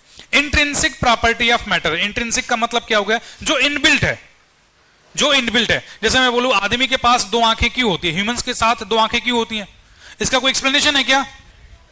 आप कंक्लूजन तो कुछ भी कर सकते हो, एक आंख नहीं रहेगी तो हमें कम दिखाई देगा, 1 डायरेक्शन दिखाई देगा। बट ऐसा ये रीजन, ये एक्सप्लेनेशन सफिशिएंट नहीं है या प्रॉपर नहीं है। तो हमारी आंखें हमारी इनबिल्ट क्वालिटी है। हर इंसान के पास 2 आंखें होंगी, 1 नाक होगा, ये हमारी इनबिल्ट क्वालिटी है, हमारी इंट्रिंसिक प्रॉपर्टी है। इन सिमिलर वे अगर कोई बॉडी है तो उसके पास जो चार्ज होती है वो इलेक्ट्रॉन आने जाने की वजह से उसकी इंट्रिंसिक प्रॉपर्टी है। है ना। इन सिमिलर वे बॉडी के पास जो मास है वो भी उसकी इंट्रिंसिक प्रॉपर्टी है ना, उसके साथ ही एसोसिएटेड होती है। तो मास भी इंट्रिंसिक प्रॉपर्टी है और चार्ज भी इंट्रिंसिक प्रॉपर्टी है। ये भी स्केलर क्वांटिटी है और ये भी स्केलर क्वांटिटी है। ये पॉजिटिव नेगेटिव दोनों हो सकती है और ये सिर्फ और सिर्फ क्या हो सकती है, पॉजिटिव हो सकती है। तो याद हो गई। अगर आपसे बोले तो किस बेसिस पे डिफरेंशिएट करोगे, ये दो टाइप की होती है, पॉजिटिव नेगेटिव, वो सिर्फ पॉजिटिव होती है, ठीक है ना। मास एग्जिस्ट कर सकता है बिना चार्ज के, बट चार्ज बिना मास एग्जिस्ट नहीं कर सकता, क्योंकि चार्ज होगा तो वहां पे इलेक्ट्रॉन प्रोटॉन ये तो होंगे और वहां पे मास उनके साथ एसोसिएट होगा ही होगा। ये पॉइंट क्लियर हुआ, ठीक है। तो इसको जल्दी से नोट कर लो, अभी इसके आगे और नोट करेंगे, ये कंप्लीट नहीं, अभी 3-4 पॉइंट और है नेक्स्ट स्लाइड में। क्या बेटा?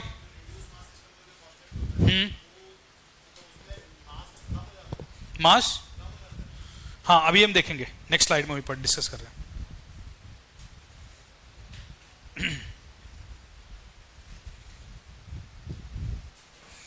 हो गया? आप लोग नोट कर लिए? तुम लोग भी जल्दी करो भाई, हमेशा पीछे रहते हो।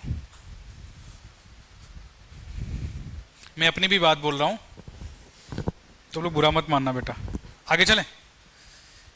आई होप सब लोग नोट कर लिए हो। Should I move? चलो नेक्स्ट आ जाओ, पहले इसको समझते हैं फिर आप नोट करिएगा ना। देखो, charge exert electrostatics force on another charge at A distance. ये हमने देखा था कि अगर आपके पास सपोज दो पॉजिटिव चार्ज हो गए कुछ डिस्टेंस पर, या एक पॉजिटिव चार्ज हो गया एक नेगेटिव चार्ज हो गया, है ना सेम साइन के अपोजिट साइन के ऐसे चार्जेस हैं, तो ये क्या करेंगे, ये रिपल्सन इनमें होगा, इनमें रिपल्सन होगा और इनमें क्या होगा, अट्रैक्शन होगा, ठीक है। तो यहां पे क्या हो रहा है बेटा, यहां पे रिपल्सन हो रहा है और यहां पे क्या हो रहा है, अट्रैक्शन हो रहा है बस। लेकिन जो मास होता है ना, ये हमेशा क्या करता है, ग्रेविटेशनल फोर्स एग्जर्ट करता है, और ग्रेविटेशनल फोर्स हमेशा ही कैसा होता है, अट्रैक्टिव इन नेचर होता है। यहां पे रिपल्सन हो सकता है, वहां पे रिपल्सन नहीं होगा। बात समझ में आई? तो यहां पे दो मास हो गए, आपको पता है मास हमेशा पॉजिटिव ही होता है, तो अगर दो पॉइंट पे तो इनमें हमेशा क्या होगा, हमेशा यहां पे अट्रैक्शन ही होगा, यहां पे क्या होगा, अट्रैक्शन होगा। और जो फोर्स लगता है उसको हम कौन सा फोर्स बोलते हैं, ग्रेविटेशनल फोर्स। यहां पे फोर्स को हम क्या बोलते हैं, इलेक्ट्रोस्टैटिक फोर्स बोलते हैं, ठीक है जी, नोटेड।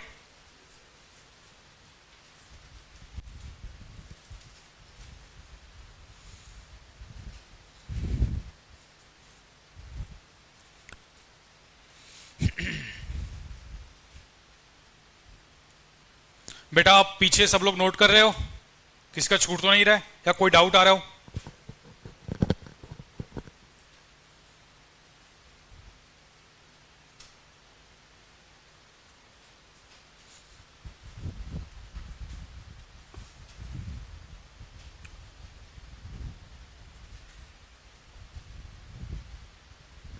डन, आगे चले। तुम क्यों मुस्कुरा रहे हो, क्या सोच रहे हो?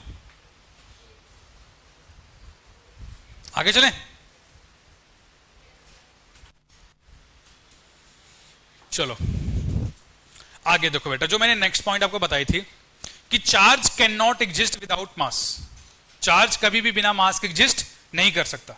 उसी लाइन में आप नीचे लिखते चलो, चार्ज बिना मास के एग्जिस्ट नहीं कर सकता। और यहां पर जो मास है उसका चार्ज मास यहां पर जीरो चार्ज के भी एग्जिस्ट कर सकता है। बात समझ में आई? मैंने आपको पहले एक्सप्लेन कर सकता था ये, क्योंकि इलेक्ट्रॉन आए ना आए से कोई फर्क नहीं पड़ता, मास तो होगा ही होगा, लेकिन अगर प्रोटॉन और इलेक्ट्रॉन बराबर हैं तो उस पर नेट चार्ज जीरो हो गया। समझ में आ रही बात ना? तो मास बिना चार्ज एग्जिस्ट कर सकता है, लेकिन चार्ज बिना मास एग्जिस्ट नहीं कर सकता। ओके, दूसरा पॉइंट पहले समझ लो, उसके बाद नोट करो। Magnitude of charge is independent of speed. ये बड़ा अच्छा पॉइंट है। अभी जब क्वांटम फिजिक्स आप पढ़ोगे, हमारे सिलेबस में तो नहीं है, बहुत इंटरेस्टिंग चीज है, क्वांटम फिजिक्स पढ़ते तो वहां पे इसको हम डील करते हैं। मैं आपको थोड़ा सा बताऊंगा। देखो, जब हम कोई भी बॉडी का जो मास होता है ना, जब उसको एक वेलोसिटी दी जाती है तो उसकी मास क्या होता है, बढ़ता घटता है? क्या होता है, घटता है कि बढ़ता है? मास उसका इफेक्टिव बढ़ता है ना।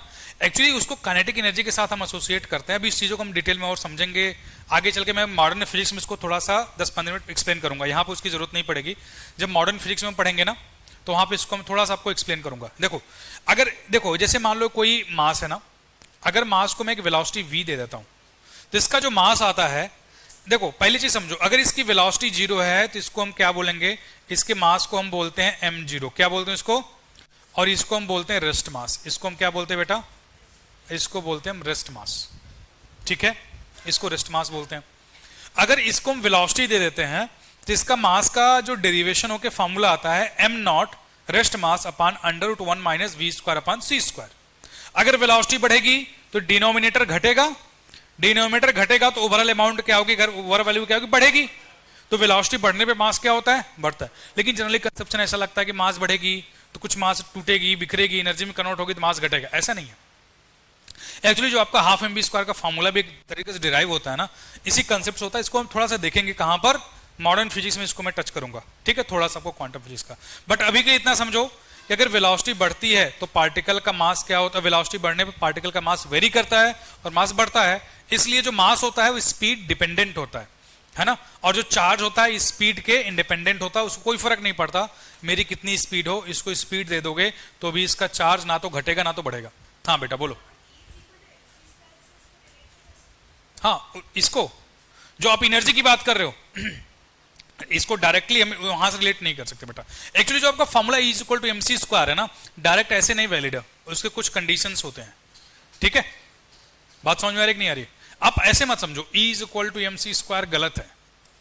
एक्चुअली m = E/c² होता है। आप समझ रहे हो, ये एग्जैक्ट फॉर्म है। अब देखो चलो मैं आपको समझा दूं, थोड़ा सा हल्का सा टच देंगे, लिंक समझो। देखो इसकी जब वेलोसिटी बढ़ती है इसकी टोटल एनर्जी बढ़ती है। बात समझ में आ रही कि नहीं आ रही है।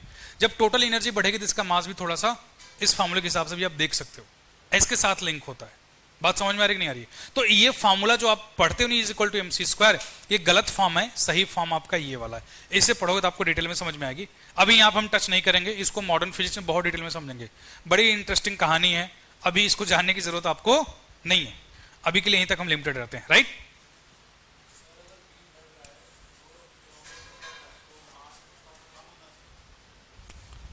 वही तो मैं बोल रहा हूं ना, ये फॉर्मूले के डेरिवेशन जब आप समझेंगे ना, या मैं आपको थोड़ा सा मॉडर्न फिजिक्स में बताऊंगा। अभी आप इतना समझो कि जो वेलोसिटी बढ़ने से इसका मास बढ़ेगा, अभी के लिए इतना समझो। m0 क्या है, रेस्ट मास, जब इसकी वेलोसिटी 0 होती है। एक्चुअली जो मैंने आपको फॉर्मूला बताया ना E = mc², उसका जो करेक्ट फॉर्म होता है m = E/c² होता है। तो जब एनर्जी बढ़ेगी तो उसकी वजह से मास बढ़ता है। एक्चुअली कोई भी बॉडी में जो मास होता है वो एनर्जी का फॉर्म है, पहले से समझो। किसका फॉर्म है वो, मैं आपको थोड़ा सा इसका हिंट देता हूं, डिटेल में जाएंगे बेसिक एक समझने के लिए। जैसे बहुत आप जानते हो कोई भी आदमी अपना वेट लूज, मान लो अपना वेट में 100 kg मेरा वेट है, मैं लूज करके 70 kg तक आना चाहता हूं। तो मेरा काम क्या, अपने मास को कम करना है।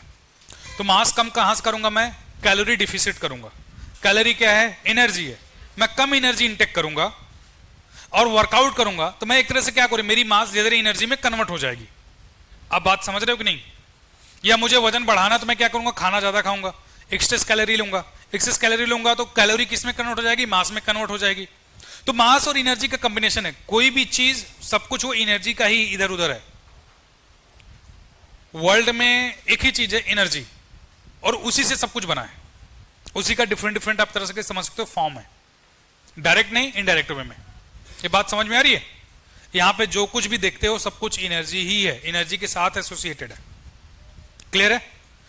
तो आप ऐसे समझ लो यहां के लिए, अभी के लिए, कि जो E = mc² फॉर्मूला तो रॉन्ग होता है, E = c² m होता है ना। हम शॉर्टकट में E = mc² लिखते हैं। हमें ऐसा लगता है कि जब मास एनर्जी के इक्विवेलेंट होता है, नहीं, एनर्जी मास के इक्विवेलेंट होता है। आप समझ रहे हो, समझ में आ रहा है नहीं अंतर। समझ में आ गया तो ठीक, नहीं समझ में आ गया तो और भी ठीक है। ठीक है, आपके सिलेबस में नहीं, आपको ज्यादा जानने की जरूरत नहीं है। इसको मॉडर्न फिजिक्स में थोड़ा सा डील करेंगे। ठीक है, अभी के लिए इतना मत परेशान रहो। अभी के लिए बस इतना समझो कि मास वेलोसिटी पर डिपेंड करती है। वेलोसिटी बढ़ने पे पार्टिकल का मास क्या होगा, बढ़ेगा। ठीक है बेटा, आगे चले, आगे आओ, बताओ क्वेश्चन देखो।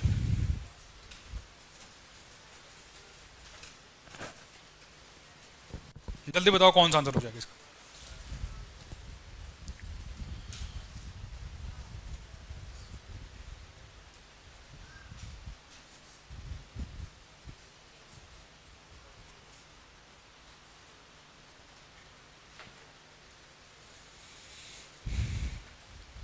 क्या हुआ, कौन सा ऑप्शन है? A metallic sphere A is given positive charge, whereas another identical metal of sphere B exactly same mass of A is given equal amount of negative charge. Then दो सिमेट्रिकल बॉडी हैं A और B, identical है, metallic है दोनों। A को positive charge दिया जाता है और B को नेगेटिव चार्ज दिया जाता है, इक्वल अमाउंट। बताओ किसका मास ज्यादा होगा? क्लियर है? ए का कौन बोल रहा है या बी का कौन बोल रहा है?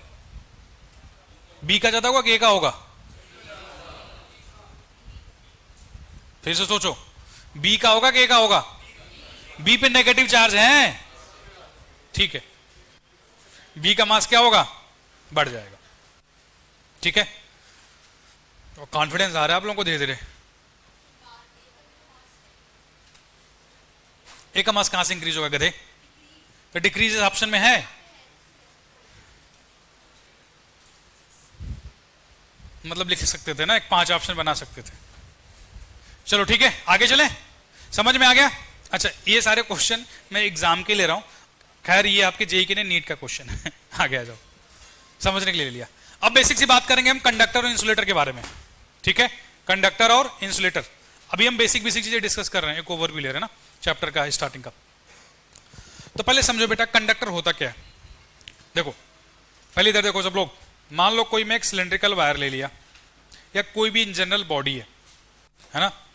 अब ये जो बॉडी के बाहर इलेक्ट्रॉन, जो ऐसे समझो ना, जैसे मान लो कोई एटम है, एटम आपका ए है, अंदर neutron proton electron, neutron proton है, इलेक्ट्रॉन ऐसे चक्कर लगा रहा बाहर।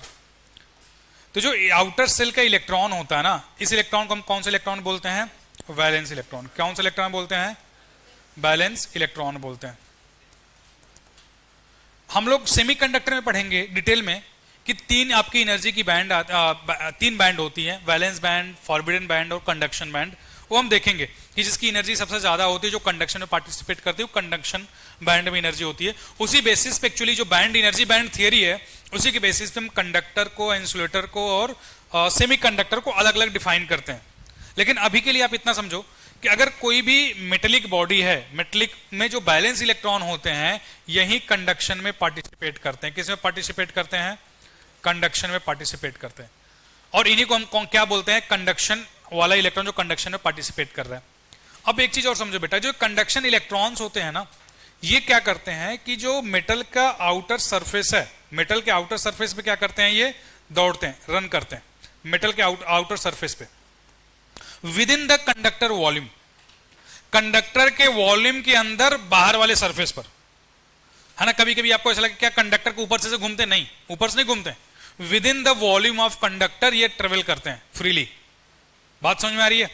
तो जो जिस मटेरियल में फ्रीली वैलेंस इलेक्ट्रॉन मूव कर पाते हैं, है ना, उन इलेक्ट्रिसिटी अप्लाई करने के बाद, इलेक्ट्रिसिटी जब अप्लाई करते हैं या जब पोटेंशियल डिफरेंस अप्लाई करते हैं या इलेक्ट्रिक फील्ड अप्लाई करते हैं, तो उसको हम क्या बोलेंगे?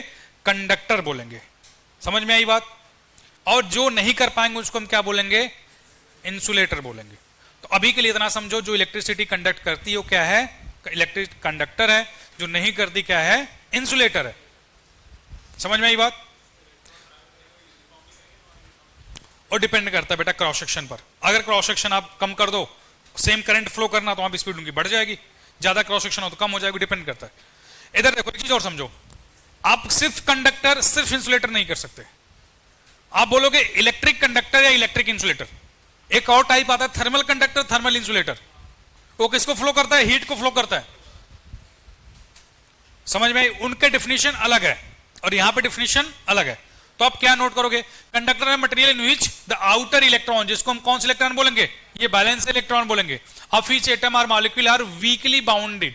वीकली मतलब इजीली वो फ्लो कर सकते हैं अगर हम इलेक्ट्रिक फील्ड अप्लाई करें तो, ठीक है। अभी आगे समझेंगे हम कैसे इलेक्ट्रिक फील्ड अप्लाई करेंगे, कैसे फ्लो करता है।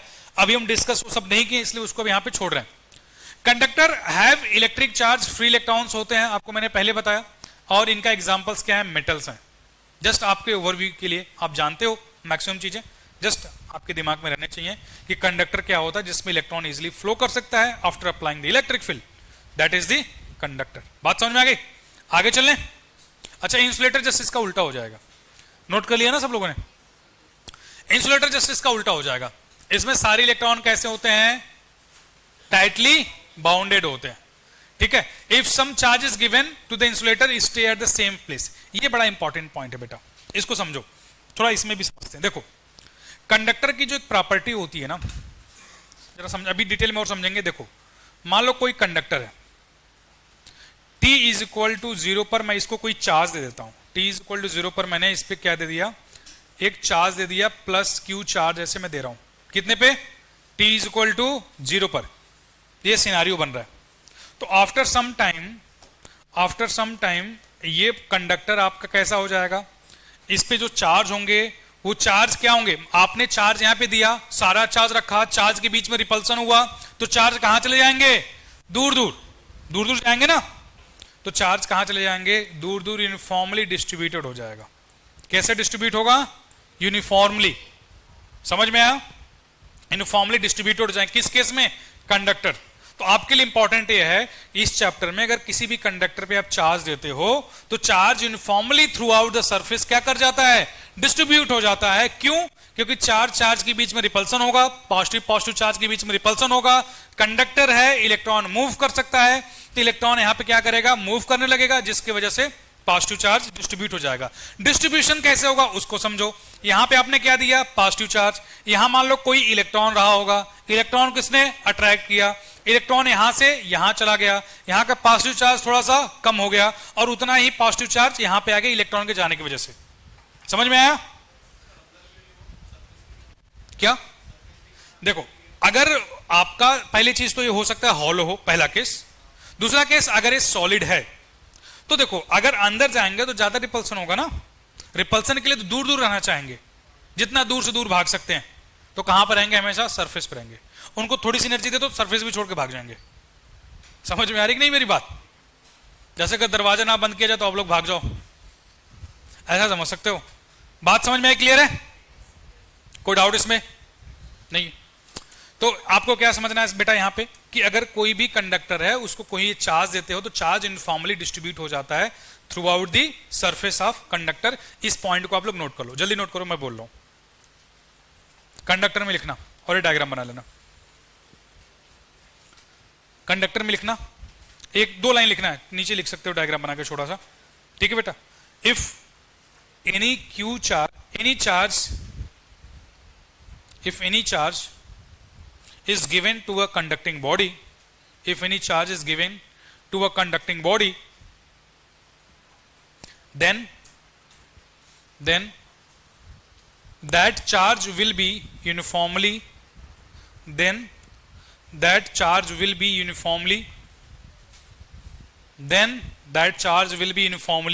distributed throughout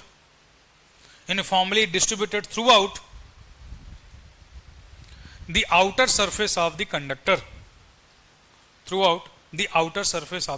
conductor, और ये डायग्राम बना लेना। क्लियर बेटा? क्लियर हो गया? चलो जी आगे चले।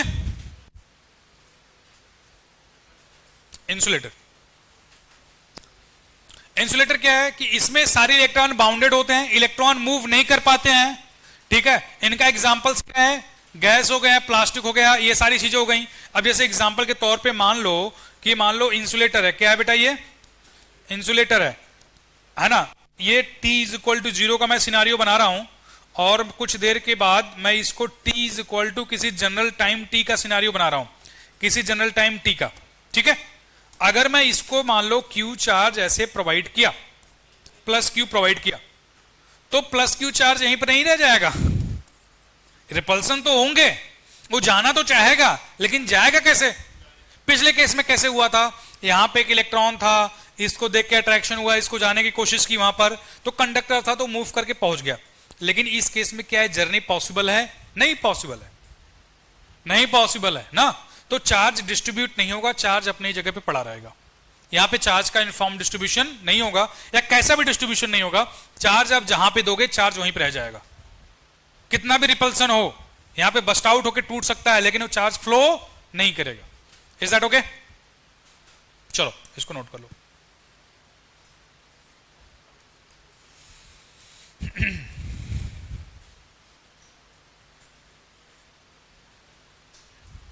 लिख लेना इसमें बेटा कि यहां पे चार्ज का डिस्ट्रीब्यूशन पॉसिबल नहीं है। लिख लो, मैं बोल रहा हूं, लिखो। Here distribution of charge is not possible. Here distribution of charge is not possible because here distribution of charge is not possible because there is no free electron, there is no free electron to carry the charge, to carry the charge, या to conduct the charge, ऐसे लिखो। Carry मत लिखो, conduct लिखो, to conduct the charge. Carry भी लिख सकते हो, कंडक्ट भी लिख सकते हो, दोनों सही है। Okay clear? हाँ बोलो।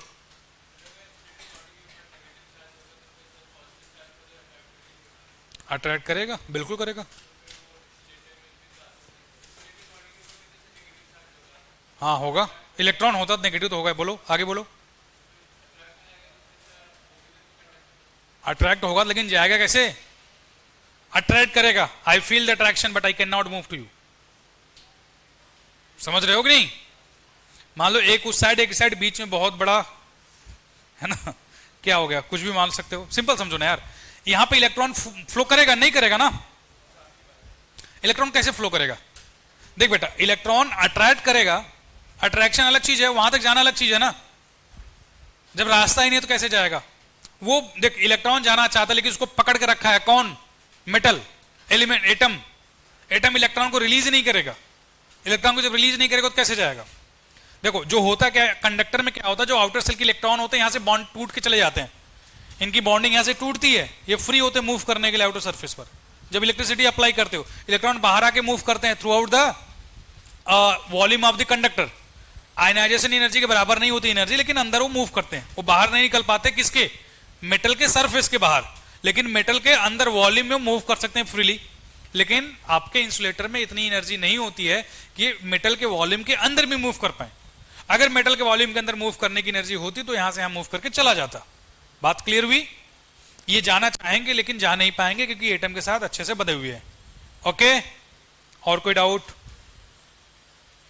पूछो? Anything else? और पूछो पीछे।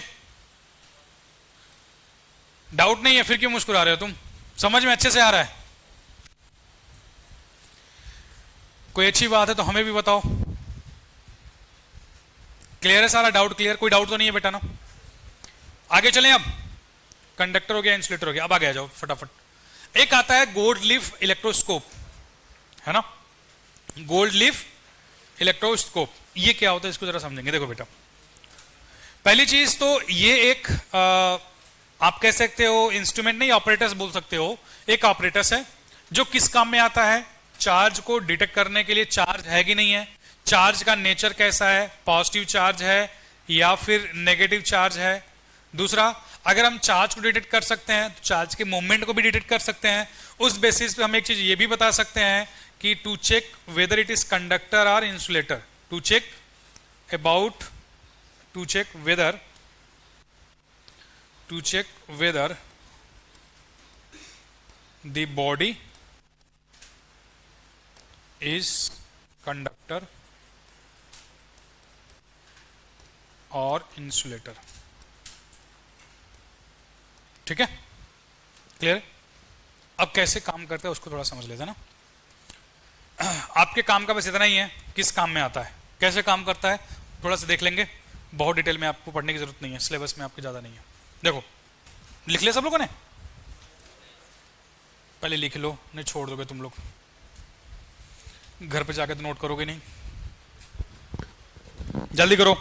और किसी का भी अगर नोट्स मैंने इनकम्प्लीट देखा तो ध्यान रखना फिर।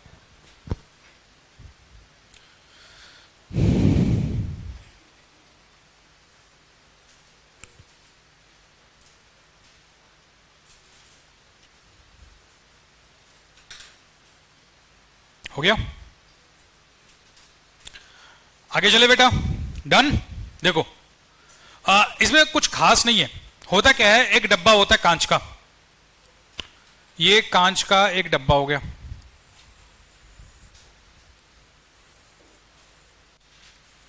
जार बोलो, डब्बा बोलो, कुछ भी बोलो। अब इसमें एक ब्रास का ना ऐसे रॉड होता है। किस मटेरियल का बना होता है ये? ब्रास का। उसके ऊपर एक ब्रास की ही एलईडी होती है, सॉरी लीड होती है। देन यहां पे एक गोल्ड फॉयल लगा होता है। ये ऐसे खुला हुआ प्लेट है, ठीक है, ऐसे गोल्ड फॉयल है, नीचे यहां पे कनेक्टेड होता है, ठीक है। ये अच्छे से यहां पे बंद होता है, कोई भी यहां पर कनेक्शन नहीं होता है। और साथ में यहां पे एक एल्युमिनियम का मेटल प्लेट होता है, मेटल प्लेट। मोस्टली ये एल्युमिनियम का होता है ना।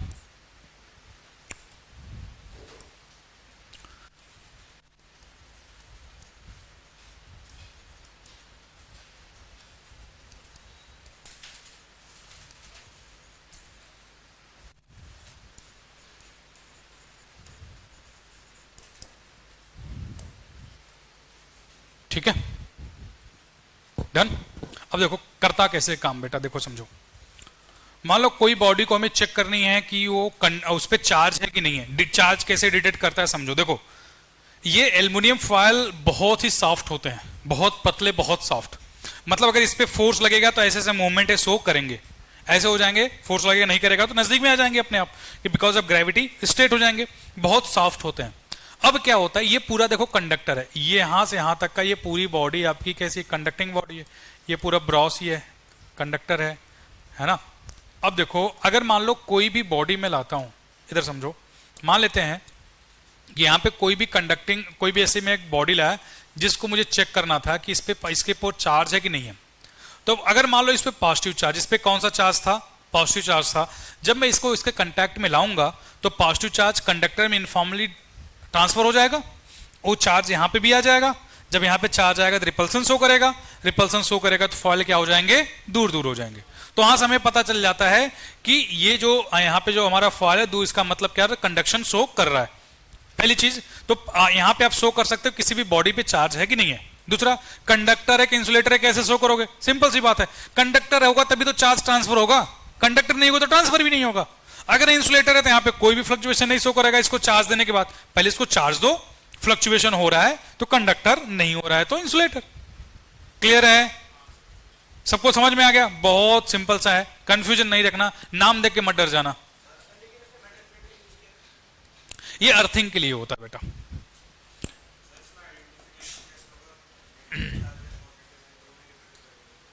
इसमें ये मेटल प्लेट के अर्थिंग का हेल्प लेके उसको हम करते हैं, ठीक है।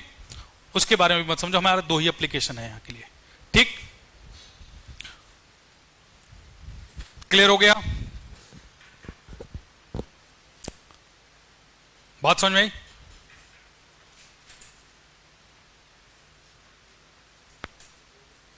और कोई डाउट है? या थोड़ा सा वो समझ लो उसको, है ना, चार्ज के बारे में, पॉजिटिव नेगेटिव कैसे होगा, ठीक है ना। तुम्हारे दिमाग में कंफ्यूजन रहेगा। देखो अगर मान लो मैं यहां पे पॉजिटिव चार्ज लाया, सपोज पॉजिटिव चार्ज ला रहा हूं, पॉजिटिव चार्ज लाऊंगा, ये मेटल प्लेट है, ये मेटल प्लेट है, यहां पे अर्थ के साथ कनेक्टेड है। ये कंसेप्ट अभी आगे है, अर्थिंग का कंसेप्ट हम कैपेसिटर में पढ़ेंगे। कहां पढ़ेंगे? बस इतना समझो कि अर्थिंग करने का मतलब होता है कितना भी चार्ज ले सकता है, कितना भी चार्ज जा सकता है, वो कुछ भी कर सकता है, ठीक है। मोस्टली इलेक्ट्रॉन को अट्रैक्ट करेगा।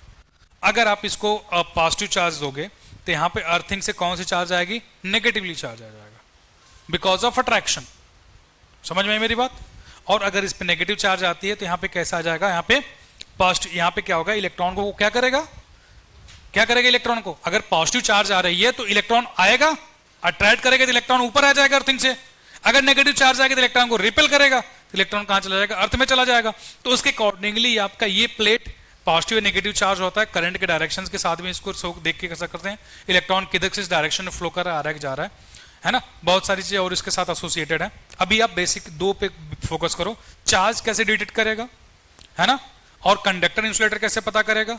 अगर इन केस अगर आपसे पूछा जाए कि नेचर को भी रिप्रेजेंट कर सकता है, तो यस नेचर को भी कर सकता है। बेसिक आइडिया हो गया सबको, ठीक है। ये पूछा जाएगा तो बोर्ड में पूछा जाएगा, कहां पूछा जाएगा? बोर्ड में। क्लियर है? चलो 1 या 2 नंबर में। अब आ जाते हैं बेटा मेथड ऑफ चार्जिंग। अभी तक हमने क्या क्या पढ़ लिया? बेसिक ऑफ चार्ज, चार्ज की प्रॉपर्टीज अभी तक हमने खत्म की। उसके बाद हमने देखा चार्ज और मास में क्या डिफरेंस है। उसके बाद हमने क्या देखा? चार्ज और मास के डिफरेंस के बाद कंडक्टर और इंसुलेटर, और अगर चार्ज किसी बॉडी पे है तो उसको कैसे डिटेक्ट करेंगे, इलेक्ट्रोस्कोप के बारे में हमने देखा, बेसिक सा चीजें देखा। अब हम बात करेंगे मेथड ऑफ चार्जिंग, ठीक है।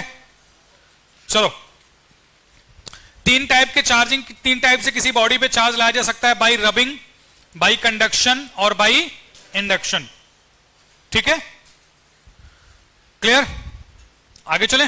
यहां पे नोट करने की जरूरत नहीं, बस हेडिंग डालो, चार्जिंग बाई फ्रिक्शन या रबिंग समझ सकते हो, चार्जिंग बाई रबिंग या फ्रिक्शन।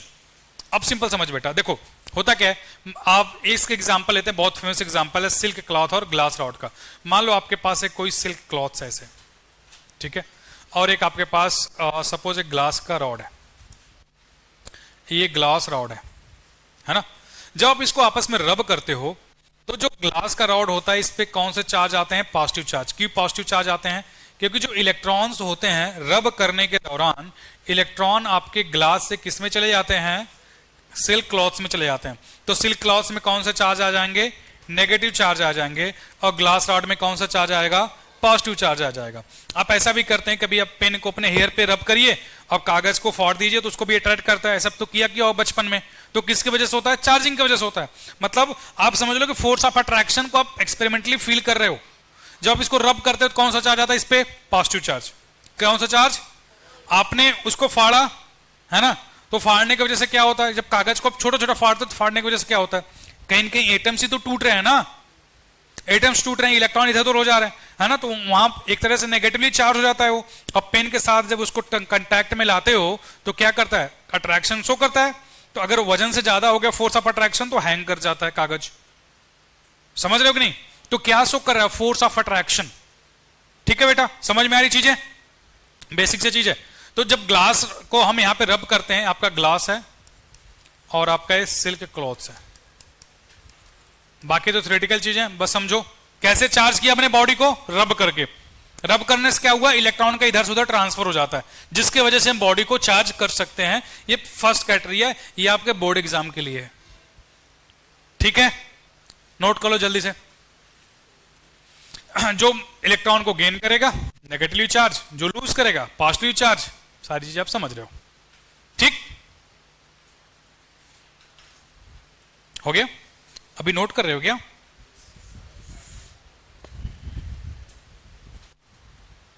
चलो जल्दी जल्दी कर लो।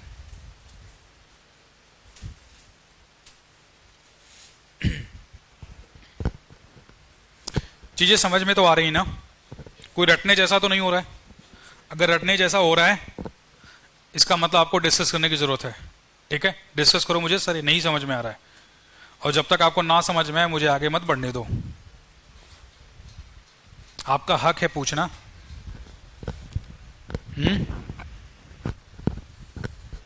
तुम पहले तो और छोटा छोटा लिखो, काफी बड़ा लिख रहे हो, और 2 पेन यूज करो। Presentation is equally important. खाना बहुत बढ़िया बना के सब एक ही मिला के हलवा करके दे दो, क्या मतलब है? समझ रहे हो कि नहीं? अपने आप को प्रेजेंट करना सीखो।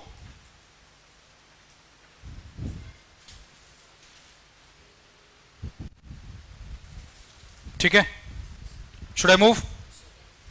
ओके बेटा, चलो सेकंड पॉइंट आता है, चार्जिंग बाई कंडक्शन। बहुत बेसिक समझो, ये सब लिख लेना, पहले कंसेप्ट को समझते हैं। देखो हो गया था बेटा ना पीछे का सबका? छूटा तो नहीं था? चलो ठीक है। देखो मान लो कोई भी कंडक्टिंग बॉडी है, ये क्या है? कंडक्टर। कोई भी क्या है? कंडक्टर है, मान लो कंडक्टर ए है, इस पे मैंने कुछ पॉजिटिव चार्ज दे दिया, इस पे मैंने क्या दे दिया, पॉजिटिव चार्ज ऐसे दे दिया, प्लस एक यहां पर कोई भी बॉडी दूसरी थी बी जो कि चार्ज नहीं थी, इस पे कोई भी चार्ज नहीं था। उसके बाद मैंने क्या किया, ए और बी को आपस में मैंने कंटैक्ट मिलाया, ए बी को क्या किया बेटा, कंटैक्ट मिलाया। तो दोनों कंडक्टर हैं, दोनों क्या हैं, कंडक्टर हैं। अगर दोनों कंडक्टर हैं तो जो चार्जेस होंगे हर जगह यूनिफॉर्मली डिस्ट्रीब्यूटेड हो जाएंगे दोनों पे, क्योंकि कंडक्टर है तो इलेक्ट्रॉन फ्लो करेगा, इलेक्ट्रॉन फ्लो करेगा तो इलेक्ट्रॉन के फ्लो करने की वजह से चार्ज दोनों पे फ्लो हो जाएगा। अब मान लो अगर मैं इनको अलग अलग कर लूं, आप लोग सेम साइज के बनाना, अगर मैं इनको अलग अलग कर लूं तो क्या हो जाएंगे, ए पे भी चार्ज आ गया और बी पे भी चार्ज चला गया। तो ये किसके वजह से कंडक्शन हुआ, ये किसके वजह से हुआ, इलेक्ट्रॉन के कंडक्शन की वजह से चार्जिंग हुई ना, यहां पे इलेक्ट्रॉन का कंडक्शन हुआ ना, इलेक्ट्रॉन यहां से यहां फ्लो किया ना। इलेक्ट्रॉन किधर से किधर फ्लो किया होगा बताओ, बी से कि ए से बी, बी से ए, क्लियर है ना, बी से ए फ्लो किया होगा ना, इलेक्ट्रॉन किधर से किधर फ्लो किया होगा, तभी बी पॉजिटिव हुआ, ए की चार्ज पॉजिटिव थोड़ी सी कम हो गई। समझ में आ रहा है कि नहीं आ रहा गधों, आया कि नहीं आया। अगर कोई न्यूट्रल बॉडी है उस पर नेगेटिव चार्ज होते कि नहीं होते हैं, न्यूट्रल बॉडी पे इलेक्ट्रॉन होते हैं ना, नेगेटिव चार्ज नहीं होते, इलेक्ट्रॉन तो होते हैं ना, इलेक्ट्रॉन नेगेटिवली चार्ज होता है ना, इलेक्ट्रॉन फ्लो कर सकता है ना। तो इसमें क्या है, इसमें ढेर सारे इलेक्ट्रॉन है ना, जब कांटेक्ट में लाएंगे तो पॉजिटिव देख के इधर नहीं आ जाएंगे इलेक्ट्रॉन अट्रैक्ट होकर के, इलेक्ट्रॉन अट्रैक्ट, यहां से एक इलेक्ट्रॉन गया यहां पे पॉजिटिव, यहां के एक पॉजिटिव चार्ज कम हो गया, एक यहां से इलेक्ट्रॉन गया यहां पे पॉजिटिव, यहां पॉजिटिव चार्ज कम हो गया। अब समझो यहां पे ज्यादा पॉजिटिव चार्ज होंगे, इनिशियली ज्यादा पॉजिटिव चार्ज रहे होंगे, जहां जहां इलेक्ट्रॉन आए वहां वहां का पॉजिटिव चार्ज क्या हो गया, खत्म हो गया। समझ में आया कि नहीं है, बात क्लियर हुई। और जहां से इलेक्ट्रॉन निकला पॉजिटिव चार्ज वहां पे आ गया। तो ऐसा करते हैं कि पॉजिटिव चार्ज यूनिफॉर्मली डिस्ट्रीब्यूट हो गया, हम ऐसा कहते हैं। एग्जैक्टली इसका ऐसा मतलब नहीं है, ऐसा होता है कि इलेक्ट्रॉन यहां से यहां चला जाता है, तो जहां से इलेक्ट्रॉन गया वहां पे पॉजिटिव, वहां पे इलेक्ट्रॉन कम हो गया, जहां पे इलेक्ट्रॉन गया वहां के एक पॉजिटिव को उसने न्यूट्रल कर दिया, जीरो कर दिया। समझ में आ गई बात, जैसे यहां का पॉजिटिव को उसने न्यूट्रल कर दिया, यहां के पॉजिटिव न्यूट्रल कर दिया, यहां के पॉजिटिव न्यूट्रल कर दिया, यहां के पॉजिटिव न्यूट्रल किया, जितने इलेक्ट्रॉन जहां से निकले वहां से पॉजिटिव, जहां पहुंचा वहां पे न्यूट्रल, वहां का चार्ज खत्म। समझ में आ गई बात। तो चार्जिंग बाई कंडक्शन ऐसे होती है। बाकी चीजें एक बार देखो, charging by conduction involve contact of a charge object. अच्छा मुझे एक बात बताओ, क्या ये इंसुलेटर में हो सकता है, क्या ये इंसुलेटर में हो सकता है, नहीं हो सकता, क्योंकि इलेक्ट्रॉन उसमें फ्लो नहीं कर पाएगा। तो ये किस में हो सकता है, in case of conductor only, ये सिर्फ और सिर्फ कंडक्टर में ही हो सकता है। ठीक है बेटा। दूसरी चीज, जब भी बॉडी को कांटेक्ट में लाओगे दोनों पे सेम टाइप के ही चार्ज पॉसिबल हैं, अपोजिट अपोजिट के नहीं हो सकते हैं, क्योंकि जब कांटेक्ट में लाओगे अगर अपोजिट के होंगे तो न्यूट्रलाइज हो जाएंगे वो। समझ में आ रही नहीं मेरी बात, अरे समझ रहे हो कि नहीं समझ रहे हो, क्लियर है ना। मतलब दोनों में सेम टाइप के, मतलब सेम टाइप के ही चार्ज आएंगे दोनों पर। ठीक है जी। Third one, net charge between both object पे आपको पता है यूनिफॉर्मली डिस्ट्रीब्यूट हो जाएंगे। और अगर दोनों को मैं एज ए वन सिस्टम मान लूं, दोनों को as a one isolated system का पार्ट मान लूं, तो दोनों आपस में इंटरनली इंटरेक्ट कर रहे हैं। अगर इंटरनली इंटरेक्ट कर रहे हैं तो टोटल चार्ज क्या होगा, कंजर्व होगा। अगर मैं दोनों को सिस्टम का पार्ट मान लूं तो दोनों सिस्टम का हिस्सा है ना, सिस्टम इंटरनली इंटरेक्ट कर सकता है ना। अगर सिस्टम इंटरनली इंटरेक्ट करेगा तो नेट चार्ज क्या होगा, कंजर्व होगा। मतलब जितना चार्ज यहां पे अभी है वही चार्ज बाद में भी होगा। समझ में आ गई। अगर मैं इसको चार्ज बोलूं, यहां पे चार्ज Q है, यहां पे होकर के Q1 और Q2 हो गए, तो अगर मैं बोलूं Q1 प्लस Q2 की वैल्यू कितनी आएगी, तो Q के बराबर ही होगी। अभी क्लियर है बेटा, नोट कर लो जो भी चीज आपको प्रॉपरली दे दी। तो चार्जिंग बाय कंडक्शन क्लियर।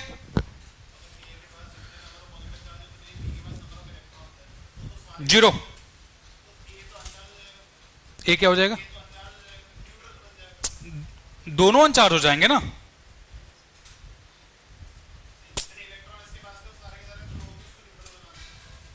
तो बी पे पॉजिटिव चार्ज आ जाएगा ना।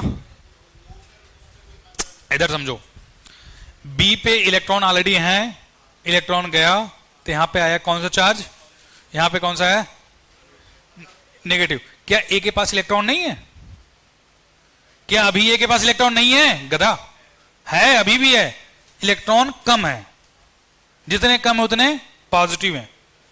जब कांटेक्ट में आएंगे, जब कांटेक्ट में आएंगे तो चार्ज चार्ज के बीच में रिपल्सन भी है, साथ में यहां पे इलेक्ट्रॉन है, तो चार्ज यहां पे से मूव कर जाता ताकि चार्ज दूर दूर हो जाए। तो चार्ज एक्चुअली में बस दूर दूर हो जा रहे हैं और कुछ नहीं हो रहा है ओवरऑल। अभी क्लियर हुआ? आगे चले बेटा, जल्दी कर लो।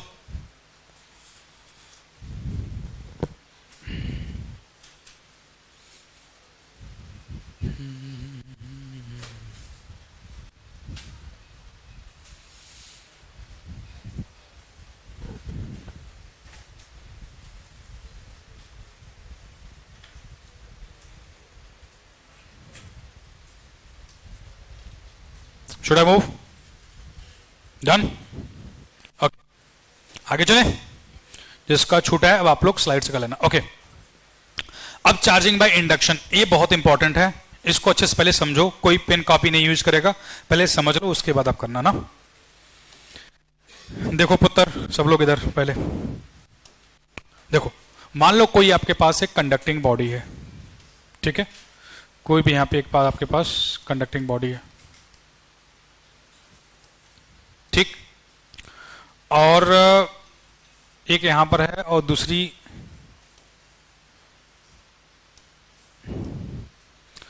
एक यहां पर है, दोनों कंडक्टिंग ही है, ध्यान रखना कंडक्टिंग है, ठीक है। अब देखो क्या होगा, अगर हम ऐसा मानते हैं बेटा कि जो आपका पहली बॉडी है it is positively charged, it is positively charge, अगर मैं इनको डायरेक्ट कांटेक्ट में ना लाऊं, अगर मैं इनको डायरेक्ट कांटेक्ट में ना लाऊं तो क्या बी पे इलेक्ट्रॉन नहीं है, है ना, बी पे अभी भी तो इलेक्ट्रॉन और प्रोटॉन है, तो क्या इस इलेक्ट्रॉन को अट्रैक्ट नहीं करेगा, पॉजिटिव चार्ज करेगा। ये कंडक्टर भी है, दोनों कंडक्टर है, ये भी कंडक्टर है और ये भी कंडक्टर है, दोनों आपके क्या है, कंडक्टर है। कंडक्टर है तो इलेक्ट्रॉन फ्लो करेगा, अट्रैक्ट कर रहा है और मूव करने का ऑप्शन भी है, कंडक्टर है। तो बताओ, पैसा मिले और पार्टी करने का मौका मिले तो कौन नहीं करेगा, सब लोग करेंगे, आप लोग नहीं करते हो, परमिशन भी मिल जाए पैसे भी मिल जाए तो नहीं करोगे, चलो आप लोग अच्छे बच्चे हो। इधर देखो, इस पे इलेक्ट्रॉन भी है और कंडक्टर भी है, तो इलेक्ट्रॉन क्या करेगा बेटा, इधर की तरफ मूव करके आ जाएगा, इलेक्ट्रॉन मूव करके आएगा, आएगा। अब ऐसा मानते हैं कि जो इलेक्ट्रॉन आया, यहां से कुछ इलेक्ट्रॉन, 4 इलेक्ट्रॉन मान लो इधर आ गए, जो चार्ज इलेक्ट्रॉन जहां पे आएंगे, यहां पे तो ऑलरेडी न्यूट्रल है ना, एक इलेक्ट्रॉन और आ गया तो यहां पे कौन सा चार्ज आ जाएगा, तो मान लो कुछ इलेक्ट्रॉन इधर से आए, जहां से इलेक्ट्रॉन चले होंगे वहां पे इलेक्ट्रॉन कम हो गया, डिफिशियंसी हो गई, तो वहां पे कौन सा चार्ज हो जाएगा, पॉजिटिव चार्ज हो जाएगा। अब कुछ सवाल है, क्या पॉजिटिव चार्ज इधर ही रहेंगे, हाँ, क्यों, क्योंकि यहां पे ढेर सारे पॉजिटिव चार्ज हैं, इसके वजह से रिपल्सन होगा, तो जितना दूर हो सकते हैं उतना दूर हो जाएंगे वो, बिकॉज ऑफ रिपल्सन, और ये इलेक्ट्रॉन जितना नजदीक आ सकते हैं उतना आ जाएंगे बिकॉज ऑफ अट्रैक्शन। आपका ये चार्ज की अमाउंट हमेशा इंड्यूस वाले से ज्यादा होगा, तो ये यहां पे क्या हो रहा है, ये बॉडी चार्ज हो रही नहीं, अभी बॉडी चार्ज है, नहीं चार्ज है, नेट चार्ज अभी भी क्या है, 0 है, जितना इलेक्ट्रॉन इधर से पॉजिटिव नेगेटिव यहां पे पॉजिटिव, इसको हम क्या बोलते हैं, इसको बोलते हैं इंडक्शन ऑफ चार्ज। क्या बोलते हैं, appearance of charge because of rearrangement of electron, appearance of charge because of rearrangement of electron is known as induction of charge, या simple charge induction. Is that clear? तो यहां पे electron का क्या हुआ बेटा, रीअरेंजमेंट, रीअरेंजमेंट की वजह से चार्जेस आए। Is that clear? अब अगर मैं बीच में से इसी को कट कर दूं ऐसे, तो इसी कंडक्टर को अभी बीच में से कट कर दूं, इधर इधर वाले बॉडी में नेगेटिव चार्ज हो गया, इधर वाले में पॉजिटिव चार्ज, ऐसा हो सकता है ना। चलो अब उसको करने के लिए मैं एक दूसरा तरीका अपना रहा हूं। देखो मैं क्या कर रहा हूं ना, मैं यहां पे एक और कंडक्टर लेता हूं, यहां पे मैं एक और कंडक्टर ले लेते हैं, कुछ ऐसा। देखो नहीं, कहां मूव करेंगे, स्टैटिक है ना, स्टैटिक है बेटा ना, कहां मूव करेंगे, ये फिक्स है कंडक्टर, फिक्स, इनको हम लोग नजदीक ला रहे हैं, जा रहे हैं, ठीक है। सब हम लोग कहां पढ़ रहे हैं, कौन सा चैप्टर पढ़ रहे हैं, अपने से नहीं मूव करेंगे, ठीक है, बात समझ में आई है। अब देखो, अब यहां ये भी कंडक्टर है, ये मान लो सी है, और ये भी क्या है बेटा, कंडक्टर है। अब जो पॉजिटिव चार्ज यहां आने, तो पॉजिटिव चार्ज कहां जाएंगे, यहां जाएंगे।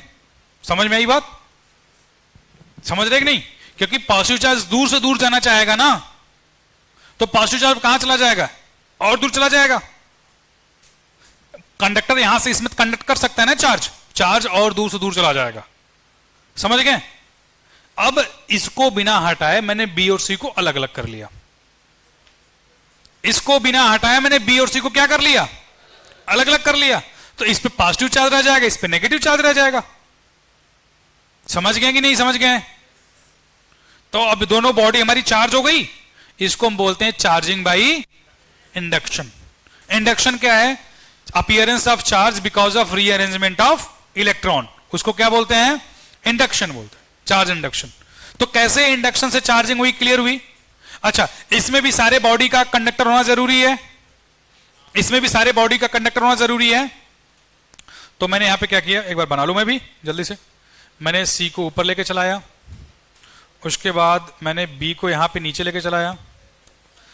सी पे कौन सा चार्ज हो जाएगा? अब देखो पॉजिटिव चार्ज मेरा जो चारों हैं यूनिफॉर्मली डिस्ट्रीब्यूट हो जाएंगे, और नेगेटिव चार्ज भी हमारा यूनिफॉर्मली डिस्ट्रीब्यूट हो जाएगा जहां जहां है। ठीक है, ये आपकी सी है, ये आपकी बी है। तो दोनों आपकी बॉडी चार्ज हो गई, अलग अलग कर लिया। इनको मैंने सेपरेट कर दिया, सेपरेशन। ठीक है, क्लियर हो गया चार्जिंग बाय इंडक्शन।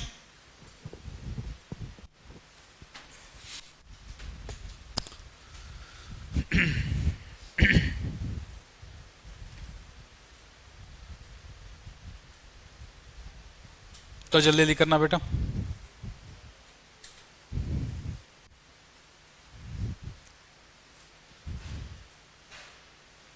इसका आपको एक और डायग्राम बनाना है, जल्दी करो, एक डायग्राम और बनाना है। पहले नोट कर लो फिर बनवाते हैं, जल्दी कर लो। नोट हो गया सबका? 15 तक है ना सर?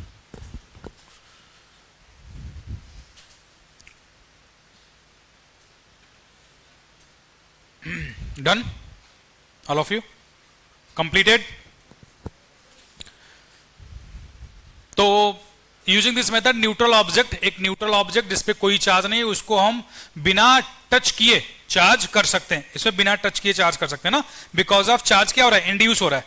तो इसमें कोई भी डायरेक्ट कंटैक्ट नहीं होता है, ध्यान रखना। यहां पे विदाउट, है ना, यहां पे कंटैक्ट की कोई जरूरत नहीं पड़ती है। ठीक है, तो free electron can move from one place to another place in metal. Free electron inside the conductor moves out of the surface to create the surface change. ये चार्ज सारी चीज हमने बताई थी आपको। ये जो बाहर आ रहा है इसको बोल रहे हैं कि सरफेस चार्ज क्रिएट कर रहा है ना। Charging by induction only possible in case of conductor. आपको पता है कि इंसुलेटर में तो वैसे भी प्रैक्टिकली इलेक्ट्रॉन का मूवमेंट पॉसिबल नहीं है, तो चार्ज कहां से अपीयर होगा। आगे चले बेटा, चलो अब आप लोग अगला डायग्राम बनाओगे नोट करके। नोट करके एक और डायग्राम बनाओ। देखो एक कंसेप्ट आता है ना, एक कंसेप्ट आता है अर्थिंग का। क्या बोलते हैं उसको हम लोग, अर्थिंग, है ना। उसको थोड़ा सा समझ के ना एक चीज और यहां पे डिस्कस करेंगे बेटा।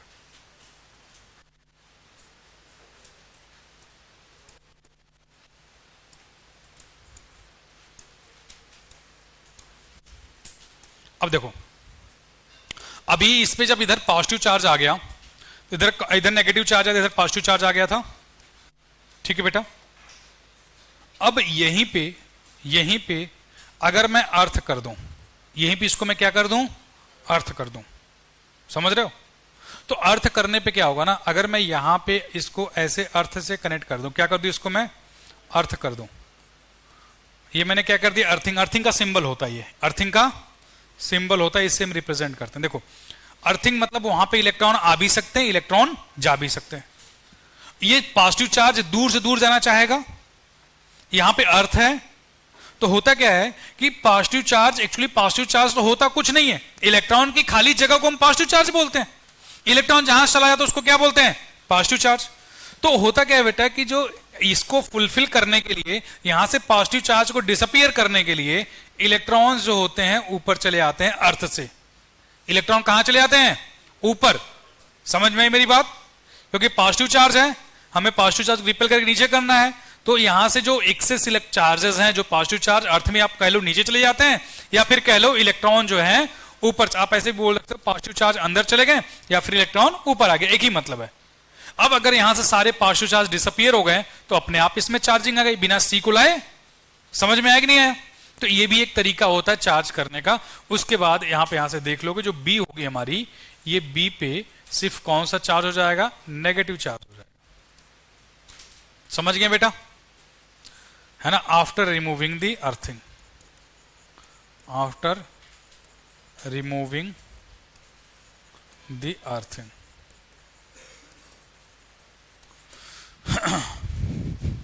तो अर्थ करके भी हम बॉडी को चार्ज कर सकते हैं। Is that clear?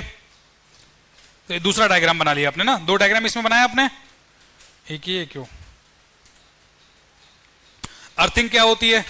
अर्थ एक बहुत बड़ा चार्ज का रिजर्वायर है, वहां से कितना भी चार्ज आ सकता है, वहां कितना भी चार्ज जा सकता है।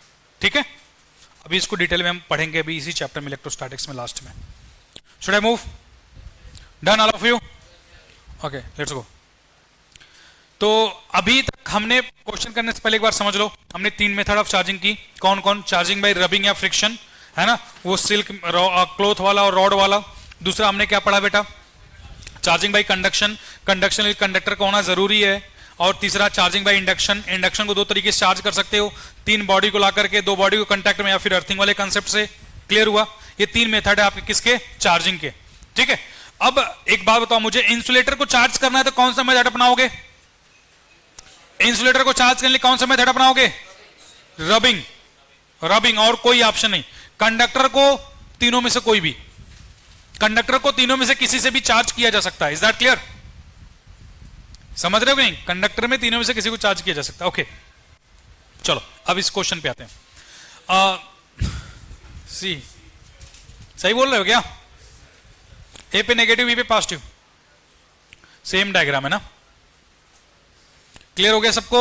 ये यहां पे कांटेक्ट में है बेटा, यहां पे कांटेक्ट में ला रहे हैं। वैसे भी क्वेश्चन में वो मेंशन है, ठीक है, वैसे भी क्वेश्चन में वहां पे वो मेंशन है। ठीक है, ओके, आगे चलें। तो चलो अब हम क्लास को रिकैप कर लेते हैं। ठीक है, एक क्वेश्चन और, एक बेसिक सा क्वेश्चन देखो जल्दी से, इसको हम सॉल्व करते हैं साथ में। ठीक है, पहले मुझे बताओ, इस क्वेश्चन को सॉल्व करने में हमको थोड़ा सा दिक्कत होगी, बट इसमें एक कंसेप्ट है, उसको डिस्कस करते हुए करेंगे ना। देखना बेटा ध्यान से, इसमें क्या बोला है कि 5 balls and number 1 to 5 suspended using the separate threads, pairs 1 2 2 4 4 1 shows electrostatic attraction, while pair 2 3 and 4 5 shows repulsion, therefore ball 1 must be, है ना। इसको बहुत बेसिक तरीके से हम कर सकते हैं। देखो पहले सिंपल समझो, मैं आधे क्वेश्चन इसका आंसर कर सकता हूं। कैसे? देखो 1 2 और 2 4 में अट्रैक्शन हो रहा है, ये 1 हो गया, ये 2 हो गया, ये 2 हो गया, और ये 4 हो गया, और 4 ये 4 हो गया, ये 1 हो गया। इन सब में अट्रैक्शन शो कर रहा है, अट्रैक्शन शो कर रहा है ना।